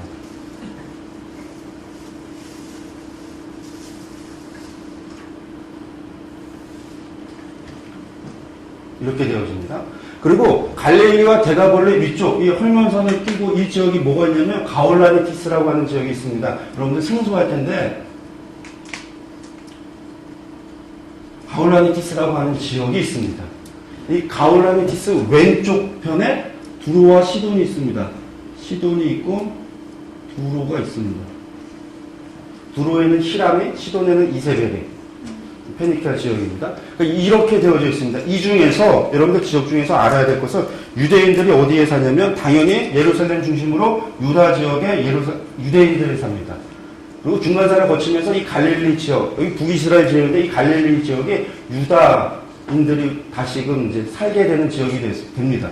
그래서 갈릴리도 유다 사람들이 사는, 유대 사람들이 사는 유대인 주거 지역이 됩니다. 나머지 사마리아는 사마리아인들이 삽니다. 베레아, 데가볼리, 가올라니티스 이쪽은 누가 사냐면 전부 다 이방인들이 삽니다. 이방인들이. 그래서 유대인들이 갈릴리에 사는 사람들이 예루살렘에 볼일을 보러 가기 위해서는 어디를 거쳐서 가게 되냐면 사마리아를 거쳐가지 않습니다. 강 건너서 이방인 지역을 거쳐서 유대로 들어갑니다. 사마리아를 통과하지 않습니다. 예루살렘에 있었던 사람들, 유대 사람들은 갈릴리로 가기 위해서 어디로 가냐면 그들도 길 건너서 요단강 건너서 갈릴리로 넘어갑니다. 이런 식으로 다닙니다. 사마리아를 아주 그러니까 적대시하고 관계가 좋지 않았기 때문에 사마리아 지역으로 아예 가지를 않습니다. 예수님께서 사마리아로 갔다라는 얘기는 아주 의도를 가지시고 가신 겁니다. 이거 좀 그렇게 아시면 좋겠습니다. 그러니까 지도와 지역들을 좀 보시면 좋겠는데, 기억하시겠죠? 그러면 이것이 큰 지역들입니다. 오늘날로 얘기하면 이것이 도입니다. 도. 우리나라로 치면 충청북도, 충청남도, 경기도, 강원도 이렇게 하는 그런 도 지역입니다. 그럼 도 안에는 시들이 있습니다. 저는 충청북도 충주시에 삽니다. 예루살렘은 경기도 큰 덩어리지만 서울이라고 하는 지역은 다르지 않습니까? 어쨌든 그 안에 서울이라고 하는 지역이 있는데 예루살렘은 유대 안에 예루살렘이 이렇게 있습니다. 이제 가버나움 같은 경우가 갈릴리도 가버나움시, 갈릴리도 나사렛시, 갈릴리도 가나시 이렇게 되는 겁니다. 그러니까 큰 지역과 작은 지역을 좀 구분을 하셔야 됩니다. 지리를. 그러면 그게 이제 이 지도에 보시는 부분입니다. 그래서 여기 보시면 갈릴리 바다가 있고 여기 밑에 사해 바다가 있습니다. 이쪽이 유대 지역입니다. 갈릴리 위에 여리고가 있고 갈릴리 이 사해 바다 바로 옆쪽으로 예루살렘이 위치하는데 이곳이 유대인 지역이고 그 유단 동편이 베레아가 있습니다. 그리고 유대 그리고 갈릴리 동쪽편으로 갈릴리 바다 왼쪽으로 갈릴리가 있습니다. 갈릴리와 유대 사이가 사마리아입니다. 그리고 요단 동편에 베레아 위쪽으로 가올라니티스가 데가볼리가 있고 데가볼리 위쪽으로 가올라니티스가 있습니다. 그리고 이제 두로와 시돈이라고 하는 페니키아가 가올라니티스 왼편에 있습니다. 이 지도를 여러분들이 이 지역들을 여러분들이 머릿속에 좀 잘 간직하셔야 됩니다. 그러니까 예수님의 공생애가 어떻게 살았냐라고 한다면 예수님께서 공생애 전에는 어떻게 사셨습니까? 나사렛이라고 하는 곳에 이곳이 나사렛인데 나사렛에 있다가 공생의 전을 준비하시기 위해서 유대로 가셨다 그러니까 내려가셨습니다. 이렇게. 그리고 여기서 유대 광야라고 하는 곳에서 40일을 머무르시고 시험 당하시고 그 다음에 다시 갈릴리 가나 지역으로 가시니까 강을 따라서 위로 올라가시는 겁니다. 다시 북쪽으로 올라가서 가나에 있습니다. 그러니까 예수님께서 공생의 전에 하신 것은 남쪽에 내려갔다가 올라오신 일이었습니다. 유대에 가셨다가 갈릴리로 돌아오신 것이 예수님께서 공생의 전에 하신 일이었습니다. 그럼 공생의 1년에는 뭐 하셨냐면 공생의 1년에도 그러니까 여기서 가나 있다가 가버나움 가셔서 가버나움에 계속 있다가 6월절이 돼서 공생의 1년이 시작하면 예수님께서는 내려가시는 거죠. 어디로? 예루살렘에 내려가십니다. 예수님께서 공생의 1년에 예루살렘 가버나움에서 예루살렘까지 내려가셨습니다. 내려가십니다. 그리고 8개월을 사셨습니다. 예루살렘에 8개월을 머무르셨습니다. 그리고 나면 끝나면 어디로 가시냐면 다시 갈릴리로 돌아갑니다. 고향에 가셨다가 아예 가버나움으로 짐 싸셔서 이사해 버리십니다. 그러면 공생의 1년이 끝납니다. 공생의 1년 어떻게 해요? 갈릴리에서 시작해서 예루살렘 한번 가셨다가 갈릴리로. 그리고서 갈릴리에 머무신 겁니다. 공생의 2년이 됩니다. 공생의 2년이 또 되면 무엇이 되냐면 6월절 절기가 되었습니다. 그러니까 6월절 절기가 되니까 예수님께서 또 예루살렘 내려가십니다. 가셨다가 이번에는 지키지도 못하고 오래 있지 못하고 바로 돌아가서 갈릴리로 돌아오십니다. 그러니까 갈릴리에 계시는 겁니다. 그리고 갈릴리에 대부분의 공생의 2년의 기간을 갈릴리에서 다 계십니다. 갈릴리 2차 전도 여행을 다니십니다. 그러니까 1년차에 갈릴리 1차 전도 여행과 2년차에 갈릴리 2차 전도 여행 어디가 더 길고 더 많은 지역을 다니고 더 많은 사람을 만나고 더 많은 이야기가 있겠습니까? 2년차가 더 많은 겁니다. 2년차에 한 번 이방인 지역을 갑니다. 데가볼리 지역으로 갑니다. 가버나움이라고 하는 곳이 가버나움이 아니라 거라사 지방에 한 번 가셨다가 돌아옵니다. 한 번 가십니다. 공생에 3년이 됐습니다. 6월절이 또 됐습니다. 예수님 어떻게 하신다고 했냐면 예루살렘에 가신다고 하지 않았습니다. 못 가셨습니다. 왜? 2년차에 이미 분위기가 험악해졌기 때문에 그리고 예수님 이번에 가시면 돌아가실 거를 알고 계셨기 때문에 때가 되지 않았다라는 말을 자주 하십니다.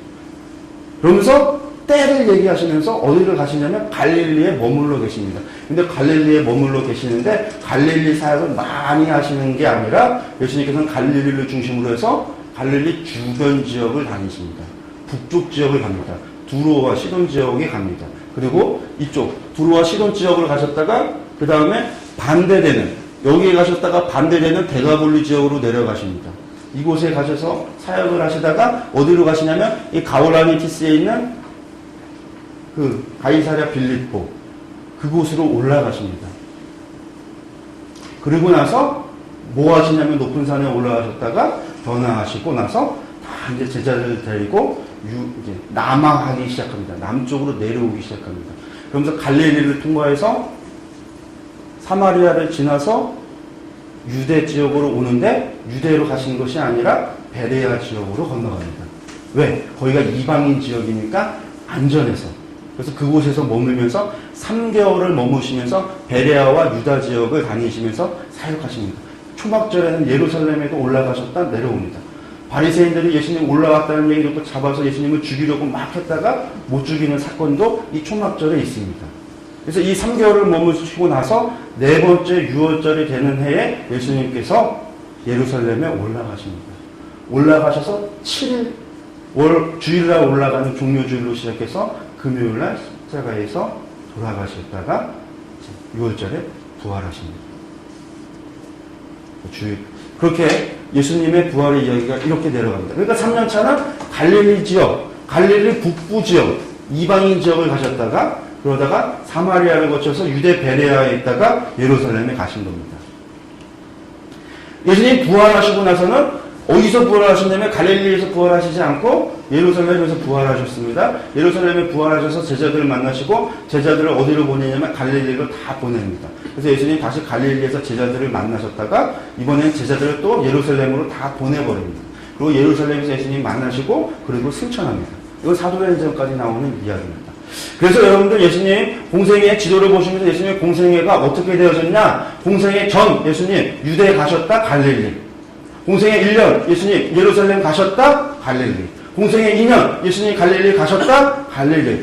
공생애 3년 갈릴리에서 북쪽 가셨다 사마리아 유대베레아 예루살렘 가셨군요.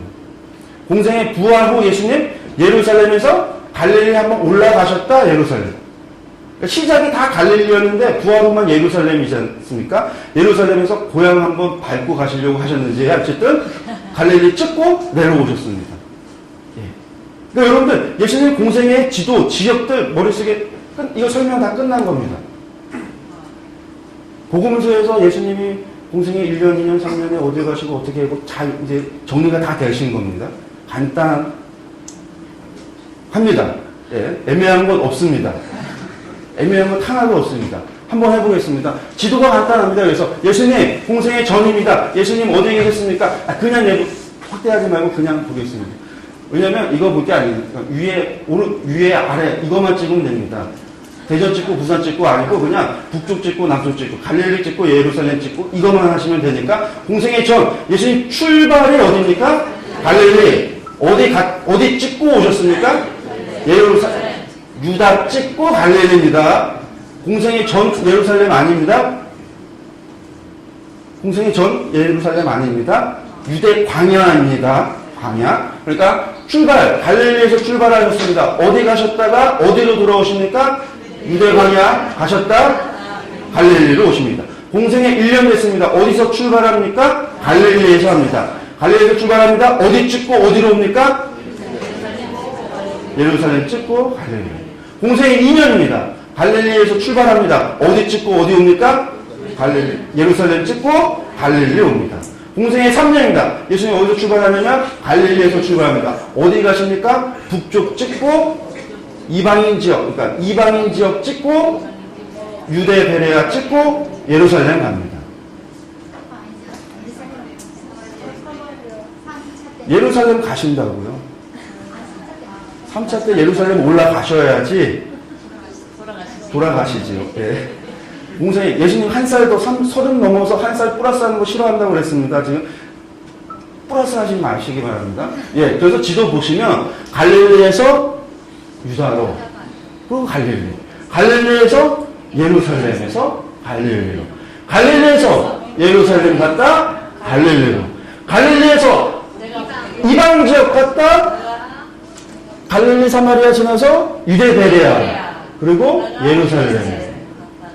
그리고 부활 후입니다. 부활 후. 예수님 어디서 시작합니까? 예루살렘. 여기서 돌아가셔서 여기서 부활하셨습니다. 여기서 부활하셨다가 어디 갔다 오신다고 했습니까? 예, 갈릴리. 고향 가셨다가 다시 돌아오십니다. 그리고 본향으로 승천하십니다. 예. 지역적인 거 끝났습니다. 다시 한번 묻겠습니다. 아까 말씀드렸습니다. 이 지역 중에서 유대인들이 모여 사는 곳이 어디라고 했습니까? 유다, 예루살렘, 유대 지역이라고 했습니다. 또 한 군데가 있습니다. 어디입니까? 갈릴리 지역입니다. 질문을 드리겠습니다. 예수님께서 갈릴리 사역을 했습니다. 누구를 만났을까요? 제자들이 아니라 예수님이 만났던 병자들, 환자들, 그리고 제자들 혹은 말씀을 들으러 오는 군중들 대부분이 누구였을까요? 누구였을까요? 유대인들입니다. 갈릴리에서 예수님께서 전도사역했습니다. 누구를 대상으로 전도사역했습니까? 유대인들입니다. 예루살렘에서 유대 지역에서 했습니다. 누구를 대상으로 했겠습니까? 유대인들에서 했겠습니다. 사마리아에서 예수님께서 전도하셨습니다. 누구를 전도했겠습니까? 사마리아인을 했습니다. 가올라니티스 두루와시돈 페니키아 지역 데가볼리 베레아에 있습니다. 누구를 했을까요? 이방인들입니다. 그러면 예수님 공생의 1년차에 예수님은 누구를 대상에 누구를 집중하셨을까요? 유대인들입니다. 공생의 2년 예수님은 누구를 집중하셨을까요? 유대인들입니다. 한 번 거다랗지만 갔다 오셨습니다. 한 번 다녀오셨습니다. 거기서 한 명 군대 귀신 들린 사람 구원해주고 귀신 쫓아주고 오셨습니다. 한 명이. 1년차에서도 한 명이 있었습니다. 누구냐면 사마리아 여인이 있었습니다. 근데 어쨌든 그렇게 다 유대인들이었습니다. 공생의 3년 예수님 누구를 만났습니까? 이방인들 많이 만났습니다. 네. 그러니까 이방인들을 만난 이야기가 나온다. 어디에 주로 많이 나오냐면 공생의 3년차의 이야기들입니다. 공생의 2년차, 1년차에는 유대인들을 만난 이야기들이 많이 나옵니다. 예수님께서 예루살렘에 올라가셨는데 돌아가시지 않았습니다. 몇 년차가 아닐까요? 3년차가 아닙니다. 6월절에 올라가셨습니다. 안 돌아가셨으면 1년차, 2년차 이야기입니다. 초막절에 예루살렘에 올라가셨으면 몇 년차냐면 3년차 이야기입니다. 예수님께서 베레아 지방에서 머무셨다 하면 몇 년차입니까? 3년차입니다. 예수님께서 가이사랴 빌립보를 가셨습니다. 몇 년차입니까? 3년차입니다. 여러분 이제 성경을 보시면서 대충 이 지역이 어디다 보면 아 이게 몇 년 차겠구나라는 거 아실 수 있으시겠죠. 예. 예루살렘의 생애 지역 중에서 이런 지역적인 것들을 여러분들이 좀 머릿속에 가지시고 각 연차에 예수님께서 무슨 일을 하셨는지에 대해서 우리가 조금 알면 조금 더 들어가기 쉽습니다. 밥 먹고 나서 저희들이 갔다 와서 예수님의 생애 이 책을 가지고 생애 부분 들어가서 보도록 하겠습니다. 이것이 구약의 탄생 기사에 나오는 중요한 이야기들입니다. 넘어가면 예수님 지도들 저희들은 다 봤고요. 지도가 가울라니티스 아까 처음 얘기했던 이 가울라니티스라고 하는 지역 지도 나와 있는 지도가 몇 개 없습니다. 가이사랴 빌립보가 도대체 어느 지역인가 찾다가 이 지도를 발견하고 가울라니티스 그리고 이 지역에 나오는 가울라니티스 2개 정도의 지도를 봤는데 그 외에 다른 지역들에서는 나오지 않더라고요. 그래서 저희들이 가울라니티스라고 하는 지역이 있다는 것도 한번 알아두시고 가이사랴 빌립보 다 이방인 지역이다.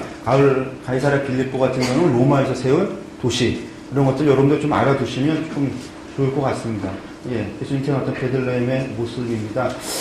예수님께서 피난하셨다. 예수님 이 탄생과 피난의 이야기 모든 것이 하나님께서 구약에 하셨던 말씀들을 이루시는 이야기들이었고 그리고 예수님은 소년기를 거치시면서도 예수님 당신께서도 스스로 내가 메시아 그리스도 하나님의 아들이라고 하는 사실을 예수님께서 알고 계셨다라는 것을 예수님의 그 어린 시절의 이야기를 통해서 우리가 알 수 있는 겁니다. 내가 내 아버지 집에 있는 것이 무엇이 이상합니까? 하나님의 성전이 하나님의 전이 향하여 내 아버지의 집이라고 말씀하시는 예수님의 그 고백, 어린 고백이 예수님께서는 세례받고 공생을 시작하면서 그분이 하나님의 아들로 되거나 양자 삼아지거나 그렇게 되어진 것이 아니라 성경의 기록은 날 때부터 태어날 때부터 말씀이 유신되어 이 땅 가운데 오신 하나님으로서 기록하고 있다는 것들을 우리가 좀 기억해 주셨으면 좋겠습니다. 예수님의 공생의 전의 이야기들이 이렇게 흘러갑니다. 구약의 예언들이 성취되어졌다라고 말씀합니다. 공생의 준비, 30세가 돼서 예수님께서 공생애를 준비하시는 데에 공생의 1년에서 예수님께서 어디를 전에 준비하기 전에 어디를 가셨냐면 광야를 갔다 세례를 받고 광야를 갔다 돌아오시는 이야기들이 전부 다 있습니다. 근데 그 전에 나왔던 사건들 가운데 가나 혼인잔치 이야기들이 좀 있습니다.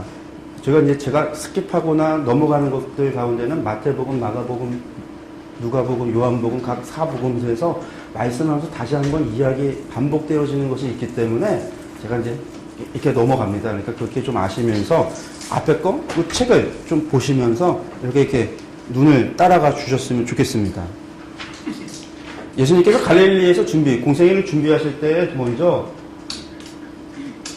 유대 지역에서 준비하신 일이 세례 요한에서 세례를 받으셨던 일이었고 유대 광야에서 40일간의 금식 기도를 하십니다. 이것까지 해서 이야기를 이끌어가는 것 가운데 하나가 하나님께서 예수님의 누구신가에 대한 초점이 계속해서 맞춰집니다. 세례를 통해서 어린 양을 봐라. 하나님께서 직접 말씀하시는 이는 내 사랑하는 아들이다.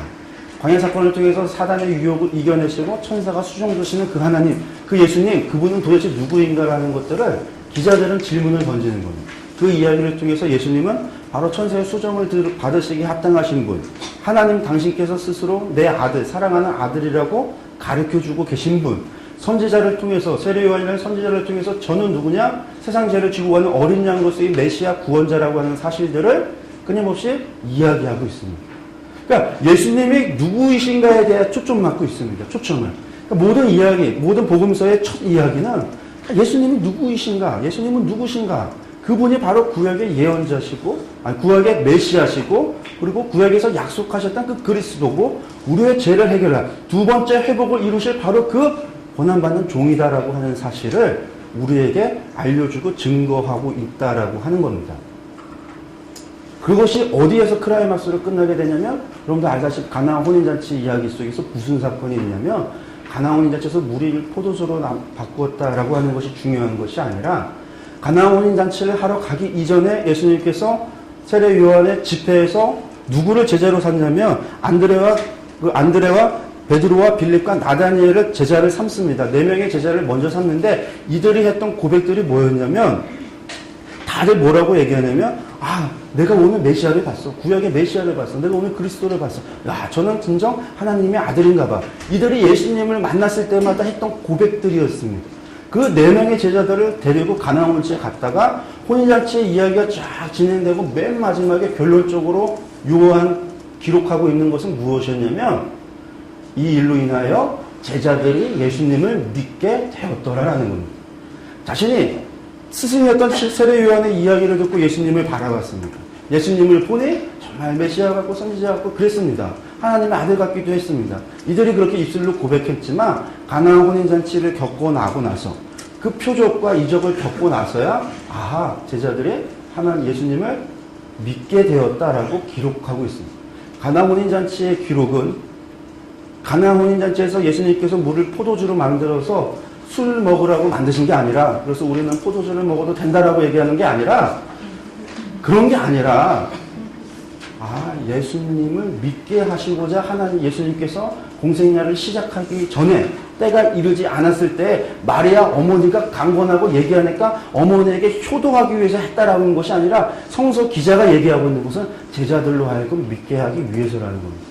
가톨릭에서는 뭐라고 얘기하냐면 예수님은 마리아, 어머니 마리아가 얘기하니까 들으신다 그래서 기도를 누구에게 하냐면 마리아에게 얘기를 해요. 예수님은 좀 남자라서 기도하면 안 들어줄 수도 있을 것 같고 그러니까 그 어머니한테 가서 이렇게 포도주 없다고 말도 안 되는 얘기를 막 해도 마리아가 예수님께 말하면, 어머니가 말하면 예수님이 그래도 효자라서 들어주신다라고 가톨릭은 생각해서 가서 기도할 때 마리아에게 기도하지 않습니까? 성경은 그걸 얘기하려고 하는 게 아니라 믿게 하려고 했다라는 겁니다. 그러니까 예수님에 대해서 앞에서 다 누구에 대해서요? 예수님에 대해서 얘기했습니다. 예수님에 대해서 증거했습니다. 예수님은 이런 분이다라고 말했습니다. 성경을 이루셨습니다. 그리고 나서 이 사건을 통해서 누가 제일 먼저 믿기 시작을 하냐면 제자들이 예수님을 믿기 시작하는 것으로 공생의 전까지 이야기가 끝이 납니다. 그러고 나면 예수님이 공생애를 시작합니다. 누구를 데리고요? 이 4명의 제자를 데리고 안드로와 베드로와 그리고 빌립과 나단이라고 하는 이 4명의 제자를 데리고 예루살렘으로 올라가십니다. 예수님께서 예루살렘에 올라가서 제일 먼저 보는 광경이 무엇이냐면 성전 안에서 장사하고 있는 모습입니다. 이미 그 전부터 계속해서 보고 오셨습니다. 30년간 예수님께서 유월절을 지키기 위해서 예루살렘을 방문하셨던 그 예수님께서 올 때마다 갈 때마다 보셨습니다. 예수님이 때가 되지 않았기 때문에 참고 계셨던 예수님께서 공생의 첫 유월절에 예루살렘에 올라가셔서 그동안 참으셨던 것을 그곳에서 행하십니다. 그것이 무엇이냐면 성전 청교의 사건입니다.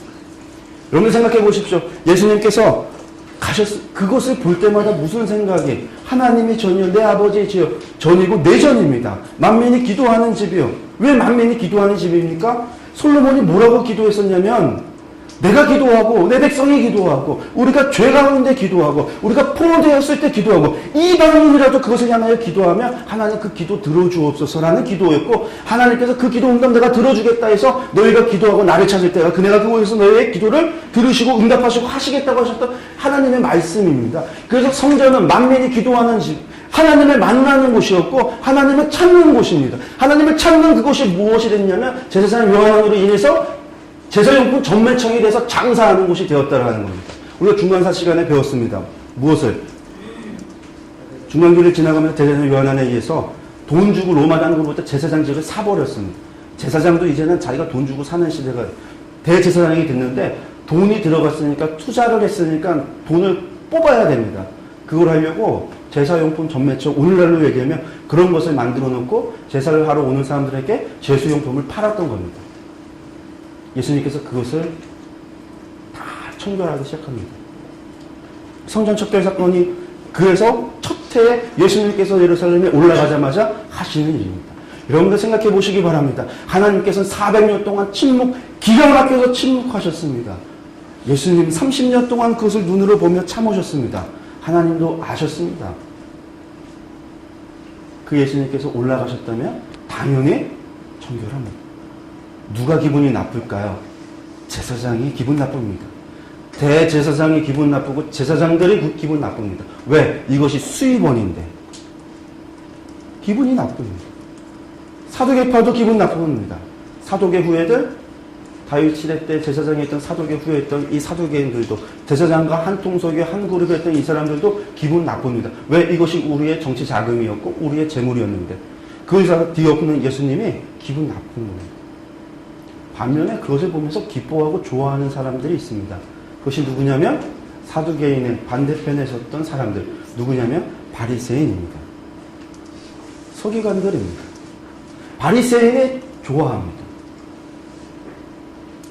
그래서 공생의 1년에는 예수님에게 바리새인들이 예수님과 논쟁하자고 붙지 않습니다. 예수님을 공격하지 않습니다. 왜? 좋으니까. 적의 적은 친구니까. 언제든지 동맹할 수 있는 관계니까. 왜? 공동의 적을 가지고 있으니까 같이 편먹을 수 있는 겁니다. 바리새인들이 볼 때 예수님을 바라볼 때 예수님을 바라보는 시각이 뭐였냐면 우리랑 같은 족속인가? 한 통속인가? 그러는 겁니다. 왜? 바리새인들은 중간사 지났지만 그들이 사두개인들한테 받았던 그 핍박들 그것이 있었거든요. 사두개인들과 제사장들이 뭐였냐면 예루살렘을 중심으로 해서 그 수도권에 자리 잡고 앉아서 모든 정치를 좌지우지하던 존재들이었으니까 바리새인들은 반면에 유대 지역에 흩어져서 예루살렘과 유대와 갈릴리 지역에 흩어져서 민중들 가운데 하나님의 말씀을 지키는 말씀의 수호자요 율법자요 그런 지위 아래서 백성들의 민심을 얻고 살던 바리새인들이었는데 이 사두개인들과 제사장들에 대한 성전 그것을 갖다 한마디로 재원을 갖다 다 송두리째 예수님께서 정화시키고 그것을 갖다 부수는 일을 보면서 바리새인들이 좋아한 겁니다. 그러니까 그때 무슨 일? 나다니엘 같은 사람이 찾아가는 거예요. 니고데모 같은 사람이 밤중에 예수님을 찾아요. 공의의 일원이요? 바리새인 같은 사람. 근데 어쨌든 그래서 공생의 1년에 8개월 동안을 예수님께서 사역을 하셔도 아무 문제가 없습니다.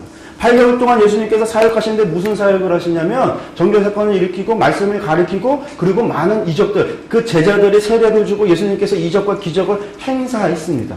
그러니까 무슨 일이 있냐면 그때 유월절에 왔던 모든 사람들이 예수님의 그 모습을 보면서 야, 무엇을 얘기하겠습니까? 말라기 이후로 400년 동안 끊겼던 선지자가 나타났구나. 그러니까 말씀의 선지자라고 한다면 세례 요한 이후에 세례 요한과 지금 예수 그리스도라고 예수라고 하는 사람이 예루살렘에서 활동하는 것을 보면서 야, 이제 말씀의 시대가 말라기 이후로 하나님의 말씀이 끊겼던 시대가 다시금 말씀의 시대가 돌아하는구나. 민중의 기대가 거기에 있었습니다. 예수님께서 능력과 이적을 행사합니다. 능력과 이적으로 따졌더니 엘리야와 엘리사 시대 이후로 약 800년이랑 가까운 시간, 그 시간 이후에 능력의 선지자가 나타난 겁니다. 말씀의 종으로는 세례 요한과 예수님이요, 능력으로만 따지면 엘리사 이후에 예수님입니다. 엘리사 이후에 누가 가서 병자를 고치고 귀신을 쫓아내고 그런 일을 했습니다. 그러니까 민중들이 예수님을 따르기 시작하고 선지자로 알기 시작합니다.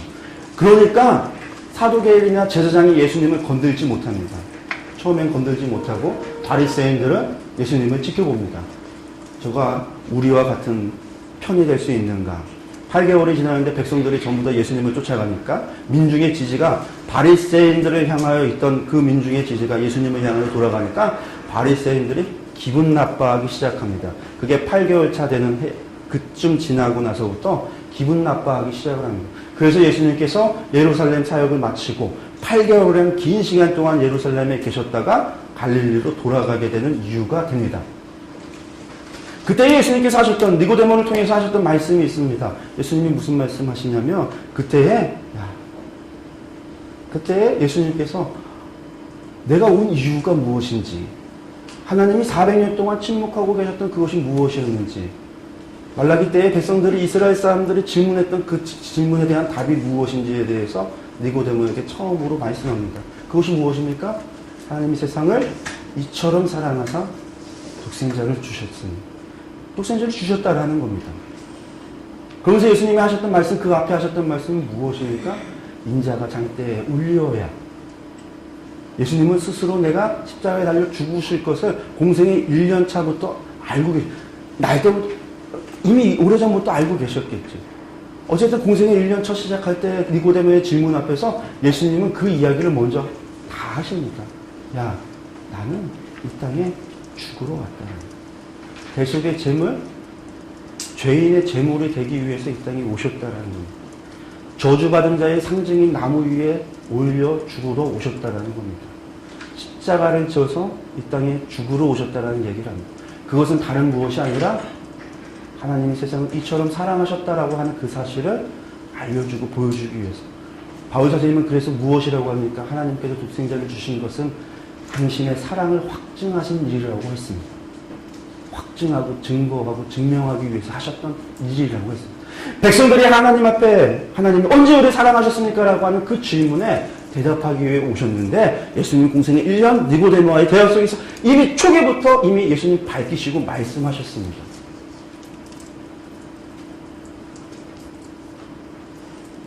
우리가 이사야 이야기 40장 이후에 회복에 대한 이야기를 다시 한다면 죄에서 구원은 누구를 통해서? 고난받는 종을 통해서. 예수님은 고난받는 종으로 대속의 제물로 오셨다라는 겁니다. 그리고 예수님께서 갈릴리 지역을 지나가고 공생의 준비 기간에 예수님께서는 공생의 1년을 하고 있었죠. 니고데모 방문을 받고 난 다음에 8개월 동안 사역을 마치면 사마리아를 거쳐서 예루살렘 갈릴리로 올라갑니다. 예루살렘에서 갈릴리로 올라갑니다. 그 가는 길에 누구를 만나면 사마리아 여인을 만납니다. 우리가 아까 오전 시간에 얘기했지만 이스라엘 사람들은 어디를 향해 가냐면 예루살렘에서 갈릴리로 갈 때는 어디로 가냐면 요단강을 건너서 요단 동편을 통해서 사마리아를 통과하지 않고 요단 동편으로 해서 올라간다고 그랬습니다. 베레아와 데가볼리를 지나서 갈릴리 지역으로 간다라고 그랬습니다. 근데 예수님께서 사마리아를 직접 통과하십니다. 의도가 있었고 일부러 가셨습니다. 그곳에서 누구를 만났냐면 남편 5에게 버림받았던 여인을 만났습니다. 남편 5 있는 여자. 이 여자가 무슨 천하의 클레오파트라 같은 여인이라서 양귀비 같은 권세가 있고 아름답고 부가 있어서 이 남편 갈아치우고 저 남편 갈아치웠던 그런 여자가 아니라 이 남자한테 소박받고 저 남자한테 소박받고 어쨌든 그래서 남편 5에게 죽어서 그랬는지 몰라도 소박을 맞았는지 몰라도 어쨌든 그런 여자라 그래서 대낮에 사람들 앞에서 사람들 있는 데서 군중들 앞에서 얼굴 내놓고 다닐 수 없는 여자였기에 땡볕에서 그 우물에 물 들어가는 그런 여자였다라는 거예요. 그 여자와 예수님께서 만나셔서 하셨던 말씀이 그곳에서 예수님이 하셨던 말씀이 뭐였냐면 중요한 얘기를 합니다. 내가 생명의 물을 너에게 주겠다. 근데 그 여자가 예수님을 통해서 예수님을 통해서 하나님을 알게 돼요. 그가 하나님을 만나고 예수님을 만나고 나서 중요한 게 그 여자가 만나자마자 관심 갖기 시작하는 것은 예배가 무엇인가, 예배를 어디서 드리는가, 예배에 대해서 관심 갖기 시작합니다. 예배가 왜 중요하냐면 예배는 죄인인 우리가 하나님을 만날 수 있는 공식적인 유일한 자리이기 때문에 그렇습니다. 죄인이라도 예배를 통하면 하나님을 만날 수 있고 의인이라 할지라도 예배를 통해서 하나님을 만날 수 있고 그 예배를 통하면 하나님은 우리를 만나주시고 우리의 기도 들어주실 뿐만 아니라 우리의 죄를 용서해 주시고 우리와 함께 할 수 있는 그 예배 언제나 우리를 만나요. 그래서 나하만 장군이 병을 고치고 엘리사를 만났을 때 그의 관심은 내가 어쩔 수 없이 고향을 가갖고서는 관직에 있어서 왕의 예배에 우상이 드리는 예배에 내가 참석할 수밖에 없지만 날 위해서 기도해달라는 얘기를 합니다. 관심이 뭐였냐면 예배에 사마리아 여자가 그 얘기를 합니다. 예배에 관심. 그때 예수님께서 중요한 말씀을 합니다. 무슨 얘기를 하냐면 우리가 너무나 잘 아는 말씀입니다. 요한복음 4장 24절의 말씀. 하나님은 영이시니 영과 진리로 예배할지라. 우리 너무나 잘 알아서 우리가 언제나 얘기합니다. 영과 진리는 예배되게 하여 주옵소서. 근데 23절에 하나님이 무슨 얘기하냐면 더 중요한 말씀합니다. 무슨 얘기하냐면 아버지께 참되게 예배하는 자들은 영과 진리로 예배할지니 할 때가 오나니 곧 이때라 아버지께서는 자기에게 이렇게 예배하는 자들을 찾으시느니라. 우리가 예배에 대해서 알아야 되는 거는요. 죄인도 예배할 수 있습니다. 여러분들 아무리 약한 죄인이라도 예배 드릴 수 있습니다. 근데 예배 드린 것이 예배 드린 게 아닙니다. 예배에 참석했다고 예배에 드린 것이 아닙니다. 하나님께서는 예배 드린 이렇게 예배하는 자를 찾는다고 그랬습니다. 예배하는 영과 진리로 예배할 수 있는 자가 드린 예배여야 하나님 그 예배 받으시는 겁니다. 예배가 있어서 하나님은 예배를 받으시는 게 아니라 영과 진리로 예배하는 자의 예배를 받으시는 거예요. 우리는 그냥 교회 문통만 들어갔다 나오면 예배 드렸다고 생각합니다. 그것이 어떤 때입니까? 이사야서 1장에서 말했던 그때입니다. 너희가 성전문에 제단에 성막에 발만 들여놓다 돌아갔다라는 겁니다. 그 사람들은 뭐 했다고 얘기합니까? 천천의 수양을 하나님께 제사 드렸습니다. 온갖 절기를 다 드렸습니다. 월삭을 지켰습니다. 집회를 했습니다. 오늘날로 얘기한다면 40일 금식 기도도 하고 사실 작정 특별 새벽 기도도 하고 월삭 예배도 드리고 부흥 집회도 절기 따라 드리고 매 52주 예배를 다 드렸는데 52주도 모자라서 수요 예배도 드리고 철야 예배도 드리고 새벽 예배도 드리고 온갖 헌신 예배를 만들어서 헌신 예배를 드렸는데 예수님께서 하나님께서 하셨던 이사야 1장에서 하셨던 말씀은 너희의 죄가 소돔과 고모라보다 크다라고 말씀하시면서 너희는 예배 그곳에 발만 들었다 봤다라는 겁니다. 그럼 그들이 내 얘기 따라서 예배 드리지 않았기 때문에 그런 거 그것이 아닙니다.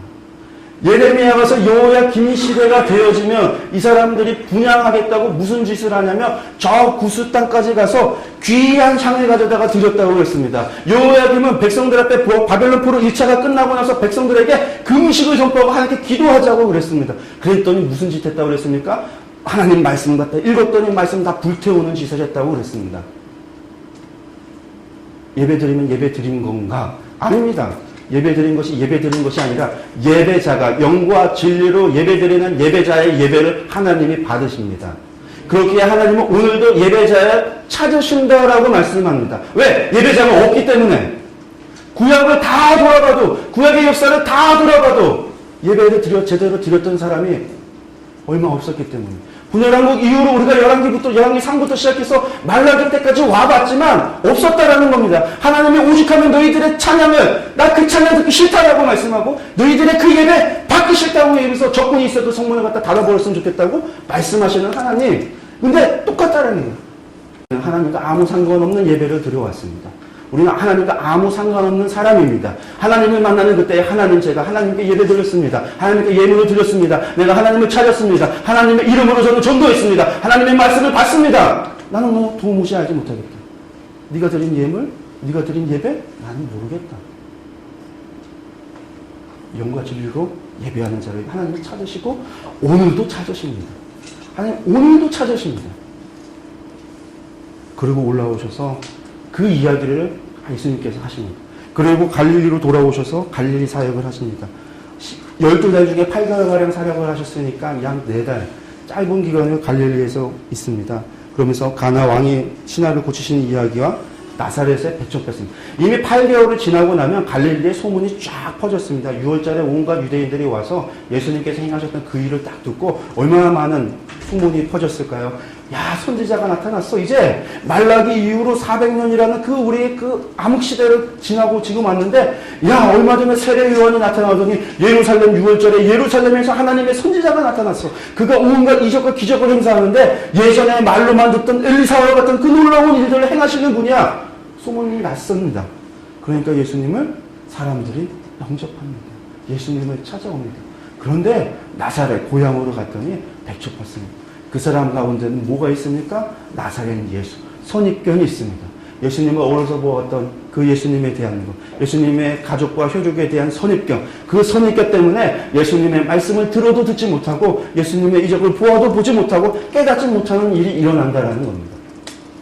예수님께서는 이 나사렛을 떠나서 그래서 가버나움으로 이사하신. 가버나움으로 이사하시는 이유가 있습니다. 가버나움이 우리가 보셨겠지, 아까 그 갈릴리 호수 북쪽에 있다고 그랬습니다. 그 가버나움이 교통의 요지입니다. 그 가버나움이 다메섹까지 이어지는 길입니다. 그 가버나움은 북쪽으로 가면 뭐가 있냐면 가울라니티스가 있습니다. 그쪽에 가울라니티스가 페니키아로 연결이 되고, 동쪽으로는 데가볼리 이방인 지역으로 연결이 되고, 동쪽과 남쪽은 갈릴리 지역으로 연결이 됩니다. 예루살렘으로 내려갈 수 있는 길이기도 합니다. 교통의 요지이기도 했고, 그곳에 누구였냐면 제자들의 고향이기도 했습니다. 예수님께서 그곳으로 가셔서 거기서부터 사역을 시작합니다. 갈릴리를 도시는 1차 순회 사역을 합니다. 2년차가 돼서 예수님께서 예루살렘에 또다시 오르십니다.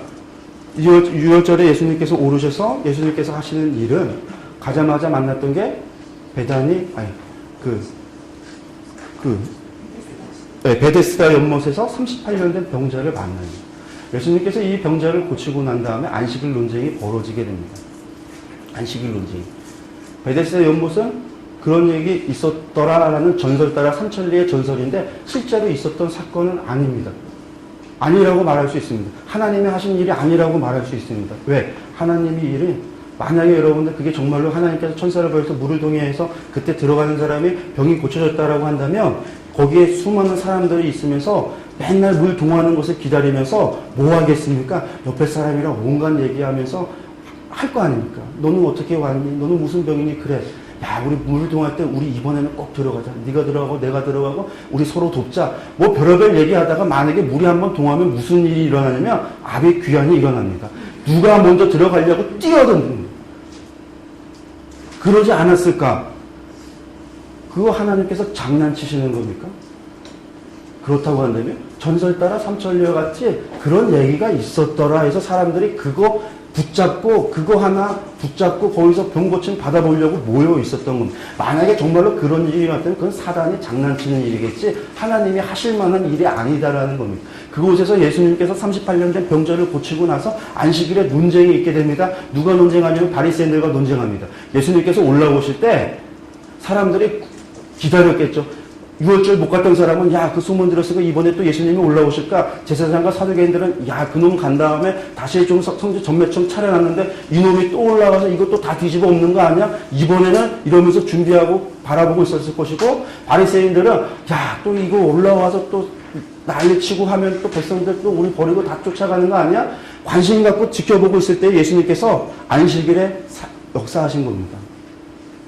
의도적이었다고 저는 보여집니다. 바리새인들이 옳았구나, 잡았다. 그래서 논쟁합니다. 그때 예수님께서 하셨던 말씀. 그 사건을 통해서 예수님께서 결론적으로 바리새인들에게 하셨던 말씀이 무엇이었냐면, 야, 너희들은 하나님의 말씀도 모르고 하나님을 사랑하지도 않아. 너희의 마음에 하나님을 사랑하지 않는다라고 말씀하시고, 너희가 모세의 율법을 알았더라면 너희는 나를 믿었을 건데 너희는 모세의 율법도 몰라. 이렇게 예수님께서 말씀합니다. 옛날에 너희들이 옛날에 조상들, 선지자의 무덤 앞에 가서 우리 조상들이 선지자를 죽였던 그 선지자의 무덤 앞에 서서 우리가 과거에 옛날에 살았더라면 우리는 우리 조상들과 같이 않았을 텐데 그러지? 그런데 너희들 너희 조상들과 똑같은 놈들이야. 예수님께서 그 얘기하니까 이 놈들이 열받는 겁니다. 거기에 바리새인이라고 되어 있지 않고 유대인들이라고 되어 있는데 바리새인들입니다. 성경을 보면 이때부터 바리새인들이 그것에 의하여 예수님과 적대시하게 됩니다. 그것이 2년 차부터입니다. 바리새인들한테 얼마나 모욕입니까? 율법 박사요. 율법을 지키는 자를 친다면 역사상 바리새인들보다 더 율법을 철저하게 지켰던 사람은 없습니다. 근데 반대로 얘기하면 오늘날 바리새인이 교회에 두세 명만 있으면 그 사람은 어떤 사람입니까? 교회에서 가장 칭송받는 사람이 되어 장로의 위를 누리는 사람이 될 겁니다. 왜? 신앙의 표본이요, 모범이요, 칭송받는 사람. 근데 예수님께서 말씀하십니다. 너희 안에는 하나님을 사랑하는 사랑도 없고 너희 안에 하나님 말씀도 모른다. 사실상 예수님께서는 바리새인들을 비판할 때 그것은 바리새주의를 비판한 겁니다. 주의를, 율법주의를. 율법을 지키지 말라는 것이 아니라 예수님은 율법을 지키라고 했습니다. 왜냐하면 율법이 사랑이기 때문에 사랑을 지키라는, 율법 지키지 않겠다라는 것은요, 나는 사랑하지 않겠다라는 말과 똑같습니다. 내가 하나님을 사랑하겠다라는 얘기는 내가 하나님의 말씀을 지키겠다라는 말입니다. 근데 하나님 사랑이 없이 이것만 지키는 경우가 있습니다. 부부가 결혼을 했습니다. 딱 결혼 반지를 끼고 부부가 결혼했는데 이 남자가 딴 여자가 생겼습니다. 딴 여자를 사랑하게 됐습니다. 마음은 이제 콩밭에 가 있고 딴 데 가 있습니다. 그렇지만 여기에는 결혼 반지가 껴있고 아내를 보면 잘해줍니다. 생일이라고 선물도 주고 잘해줍니다. 근데 그 마음에는 콩밭에 가 있습니다. 여러분들 이것이 율법주의입니다. 하나님 앞에 율법을 행해야 되는 것은 다 하지만 마음은 딴 데 가 있는 겁니다. 마음이 하나님 앞에 가 있지 않고 하나님을 사랑하지 않고 하나님 앞에 가 있지 않은 것. 영과 진리로 예배하라. 예배하는 것에 내 마음은 딴 데 가 있는 것. 목표가 이미 바뀌어져 있는 것. 이게 율법주의입니다. 한마디로 얘기한다면. 예수님이 이것을 통해서 바리새인과 등을 돌립니다. 등을 돌리고 난 다음에 바리새인들이 이때부터 예수님을 죽이고자 합니다. 근데 바리새인들하고 다 그렇지는 않았습니다. 어떤 개 중에는 그래도 예수님을 선지자로 생각하는 사람도 있습니다. 그래서 예수님께서 예루살렘을 더 이상 있지 못하고 갈릴리로 돌아가셔서 갈릴리 사역을 하실 때 2차 전도여행을 가시고 하실 때 갈릴리 사역을 하실 때 무슨 일들이 있냐면 바리새인들이 예수님을 초대합니다. 집에 초대해서 음식을 대접하는 사람도 있습니다. 예수님을 선지자로 생각하고 그렇게 가르침을 얻고자 초대하는 사람들도 있습니다. 그런데 바리새인들이 이때부터 어쨌든 등을 돌렸기 때문에 예수님을 쫓아다니면서 논쟁합니다. 예수님이 사역한다라고 하면 쫓아가서 그것을 보고 예수님에게 시비 걸고 논쟁하기 시작합니다. 그래서 성경을 보실 때 논쟁의 이야기가 나면 언제부터냐면 2년 차부터입니다. 1년 차에는 없습니다. 2년 차부터입니다. 그런데 아까 말씀드렸지만 사두개인과 제사장들은 어디에 대부분 살고 있냐면 수도에 살고 있습니다. 예루살렘과 그 주변에 살고 있습니다. 바리새인들은 다 퍼져 살고 있습니다. 그러니까 갈릴리 지역에는 사두개인이나 제사장들이 살고 있는가라고 한다면 살고 있지 않습니다.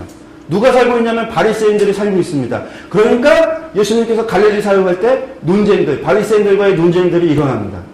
바리새인들의 집에 초대되기도 하고 바리새인들과 논쟁하기도 합니다. 서기관과의 논쟁도 있습니다. 그런데 사두개인과 제사장들의 논쟁은 없습니다. 그러면 사두개인과 사두개인과 제사장들과의 논쟁은 어디서부터냐? 예루살렘에서입니다. 그러니까 3년차 예수님께서 예루살렘에 올라가시고 나서야 논쟁이 사두개인과 제사장들과 논쟁합니다.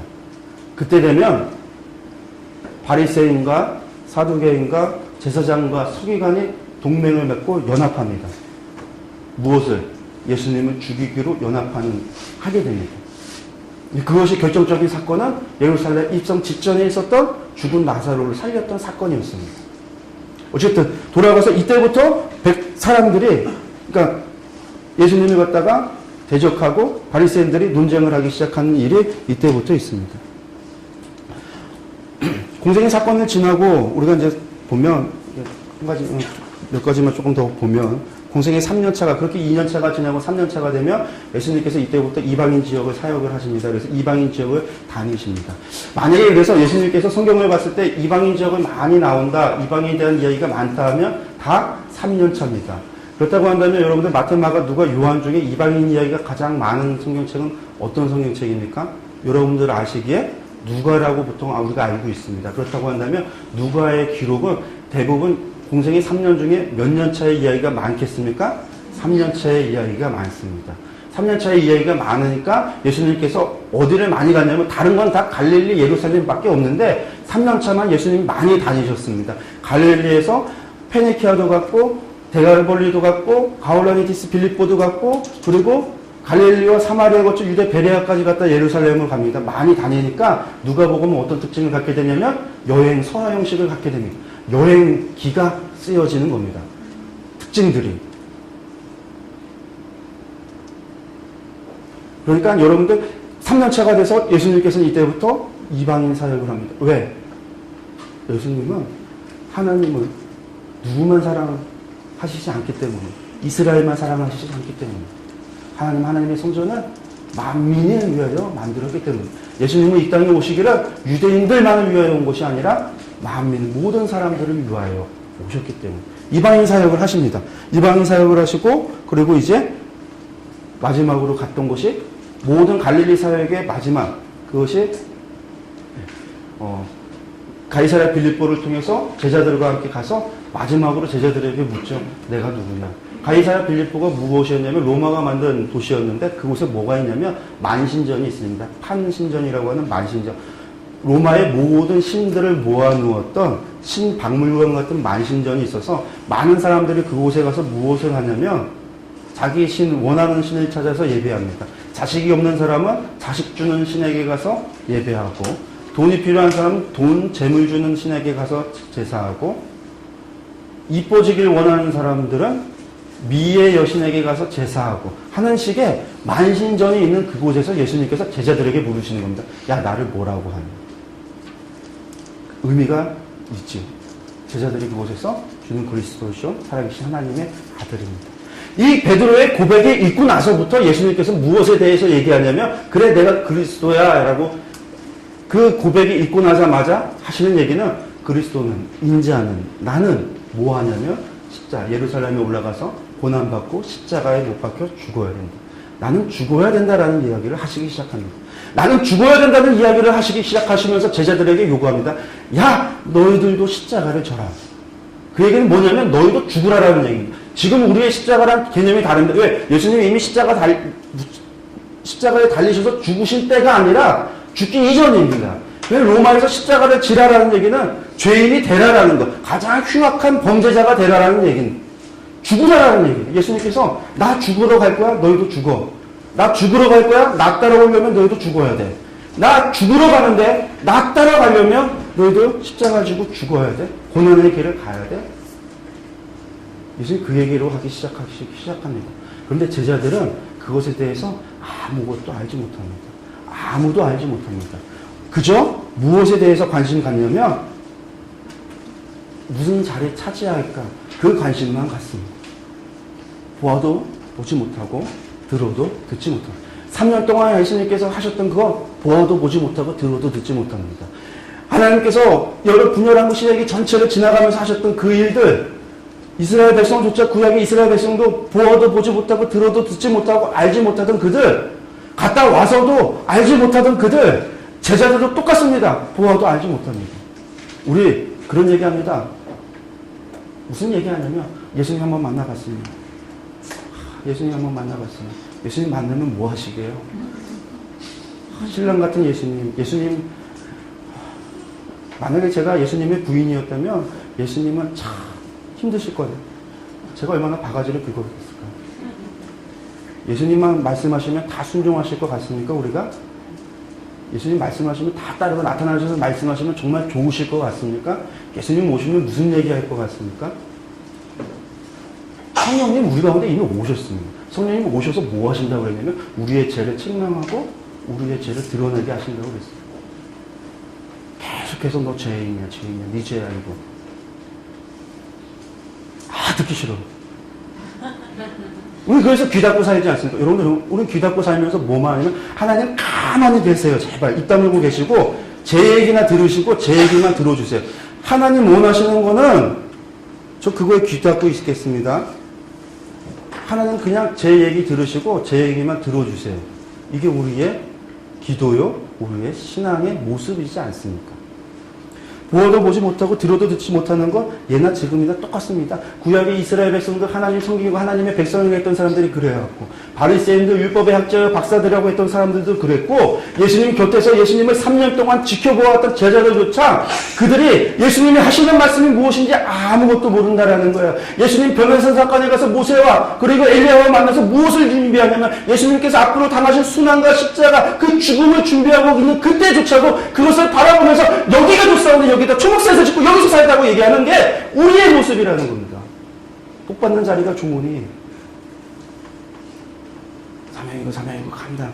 하나님 마음 아무것도 생각하지 않습니다. 하나님의 뜻도 생각하지 않습니다. 요나가 그러지 않았습니까? 하나님 마음과 뜻도 알지 못하니까 도리어 하나님이 너 이리로 가 했더니 도망하여 다시스로 가는 요나. 그러면서도 너 가서 살려줬는데도 불구하고 가서 하는 짓이 사흘 길을 하루 만에 쫓아다니면서 하고 난 다음에 하는 얘기가, 하나님께서 그럴 줄 알았다고, 하나님이 용서해 줄 줄 알았다고 하나님께 대어들고 따지는 요나.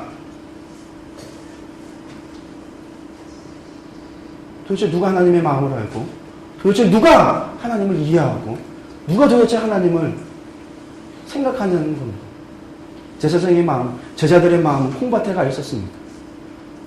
예수님을 따라갈지 몰라도 콩밭에 가. 예수님께서 3번씩이나 말씀합니다. 아무도 그거에 듣지 않습니다. 3번씩 말씀해도 제자들은 계속해서 누가 크냐 싸웁니다. 치맛바닥까지 일으켜서 엄마까지 와서 오른편에 왼편에 앉아달라고 그 얘기를 합니다. 이후에 오직 한 여자, 예루살렘에 올라가기 그 직전에 죽은 나사로의 누이였던 베다니 마리아만이 예수님의 장례를 준비하고 있었습니다. 그래도 단 한 사람이라도 주님의 장례를 준비하고 있었다라는 겁니다. 죽은 나사로를 살린 그 사건을 통해서 결국 성경의 백성들이 예수님을 선지자로 믿고 여기더라, 그렇게 되어집니다. 그리고 나서 백성들이 완전히 예수님을 선지자로 믿으니까 바리새인들이 제사장들과 함께 연합합니다. 이대로는 안 되겠다. 그래서 예수님을 죽이기로 작정합니다. 그리고 일요일 예수님께서 예루살렘에 입성합니다. 모든 사람들이 예수님을 종려나무까지를 흔들면서 예수님을 다윗의 자손이요, 호산나 다윗의 자손이요 노래합니다. 제자들의 마음이 얼마나 들떠 있겠습니까? 오른편 왼편을 얘기하며 들떠 있는 제자들. 하지만 예수님 가시는 그 길은 무슨 길입니까? 죽으러 가는 길입니다. 십자가의 길입니다. 제물이 되어서 가시는 길입니다. 그걸 누가 이해하고 누가 보고 있습니까? 목요일날 마지막 밤이 됩니다. 마지막 밤, 마지막 순간. 아무도 예수님을 이해하지 못합니다. 제자들 마지막 순간까지도 예수님을 알지 못합니다. 그 순간에 예수님께서 무엇을 하시냐면 끝까지 사랑하기로 작정하였더라. 그 이야기가 성경에 나옵니다. 그래, 너희가 보지 못하고 듣지 못하고 나와 함께 있었어도 너희가 알지 못한다고? 그래, 내가 너희를 알게 해줄게. 너희가 알지 못하면 내가 내 영을 너희에게 줄게. 그 영이 너희로 하여금 보고 듣고 깨닫게 할 거야. 내가 분부했던 모든 이야기 생각나게 할 거야. 내가 내 영을 너희에게 줄게, 너희들에게. 내가 너희를 위하여 피를 흘려줄게. 새 언약의 피니 내가 너희를 위하여 피를 흘려줄게. 내가 내 삶도 너희에게 줄게. 제자들의 발을 시키시는 예수님. 야, 내가 너희에게 새 계명을 줄 테니까 그 계명이 뭐냐면 하나님이 나를, 하나님을 사랑하는, 그 하나님을 사랑하는 것. 너희가 내 형제를 사랑하는 그 사랑의 계명을 너희에게 줄게. 그런데 얘들아, 형제를 위하여 죽는 것 이보다 더 큰 사랑은 없다. 그러니 너희들도 이렇게 사랑해. 너희도 제발 이렇게 해줘. 예수님이 제자들에게 마지막 날 밤에도 하는 거야. 내가 너희를 위하여 죽으러 갈 거야.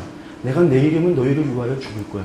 세 계명은 사랑해야 되는 것인데 사랑의 제일 큰 사랑은 친구를 위하여 죽는 거야. 내가 너희를 위하여 죽을 거야. 말하지 못했지만 그 마음속으로 나는 너희를 위하여 죽을 거야. 그러면서 제자들에게 너희 이렇게 사랑해. 뭐 하시는 거냐면 너희도 이렇게 죽어달라는 겁니다. 누구를 위해서? 나를 위해서. 마음을 다하고 뜻을 다하고 목숨을 다하고 정성 다하는 그 사랑이 무엇이냐고요? 하나님 우리에게 목숨을 달라고 하고 있습니다.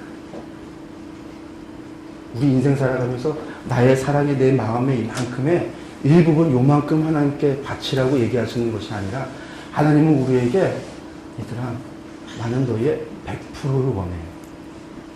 내가 너희를 위하여 100% 사랑했다는 거야. 나는 너희를 위하여 내 살도 주고 내 피도 주고 내 영도 주었더니 나는 너희에게 내 아들의 권세도 난 너희에게 줄 수 있어. 다 줄게. 나는 너희를 위하여 내 독생자도 주었어. 나는 너희를 위하여 내 모든 것을 내 생명까지도 너희에게 주는 거야. 난 너희를 이렇게 사랑하는데 너희도 나를 이렇게 사랑해줘.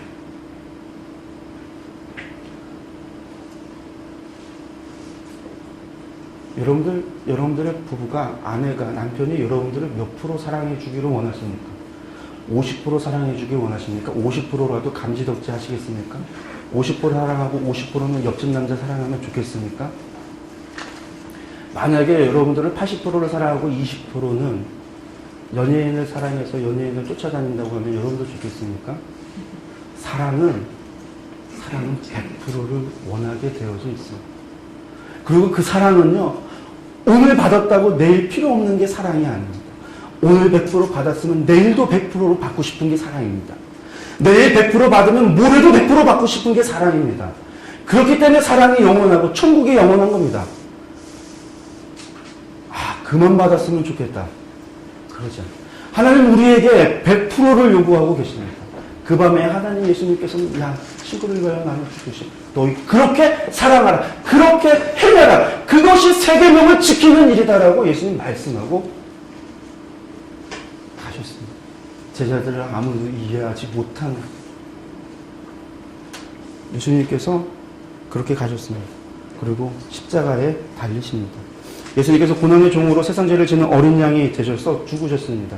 예수님의 생애는 예루살렘을 향해서, 유대를 향해서, 이방인 세상 사람들을 향해서 그들을 위해서 일을 하셨습니다.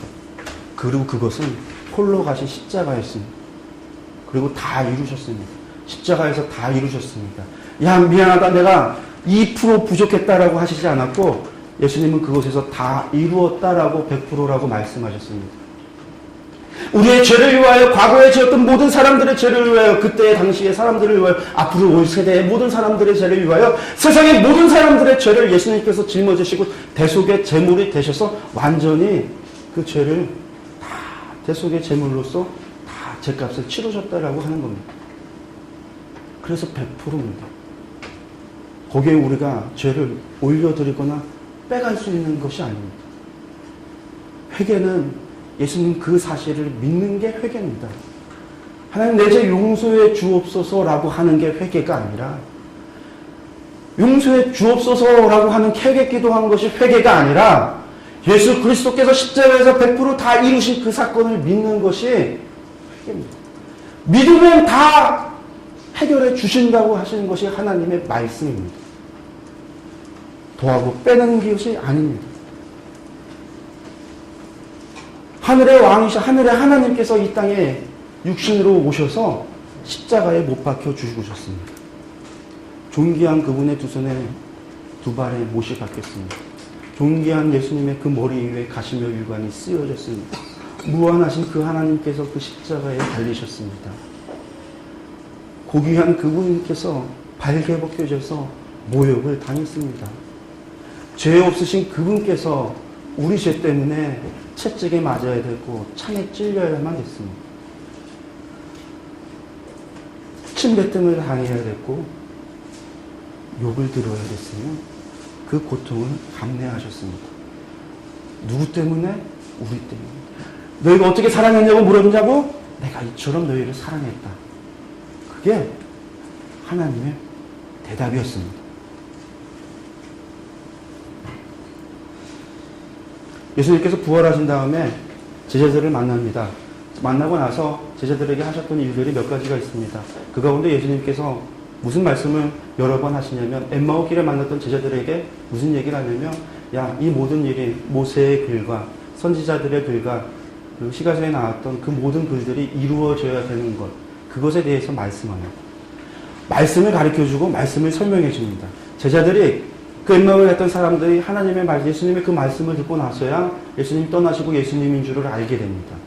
그리고 나서 승천전에 예수님이 제자들을 만나셔서 하셨던 말씀 또한 다시 한번 말씀을 풀어서 설명하기 시작합니다. 이 모든 것이 당신에게 이루어져야 됐던 일들이라는 것을 다시 한번 말씀합니다.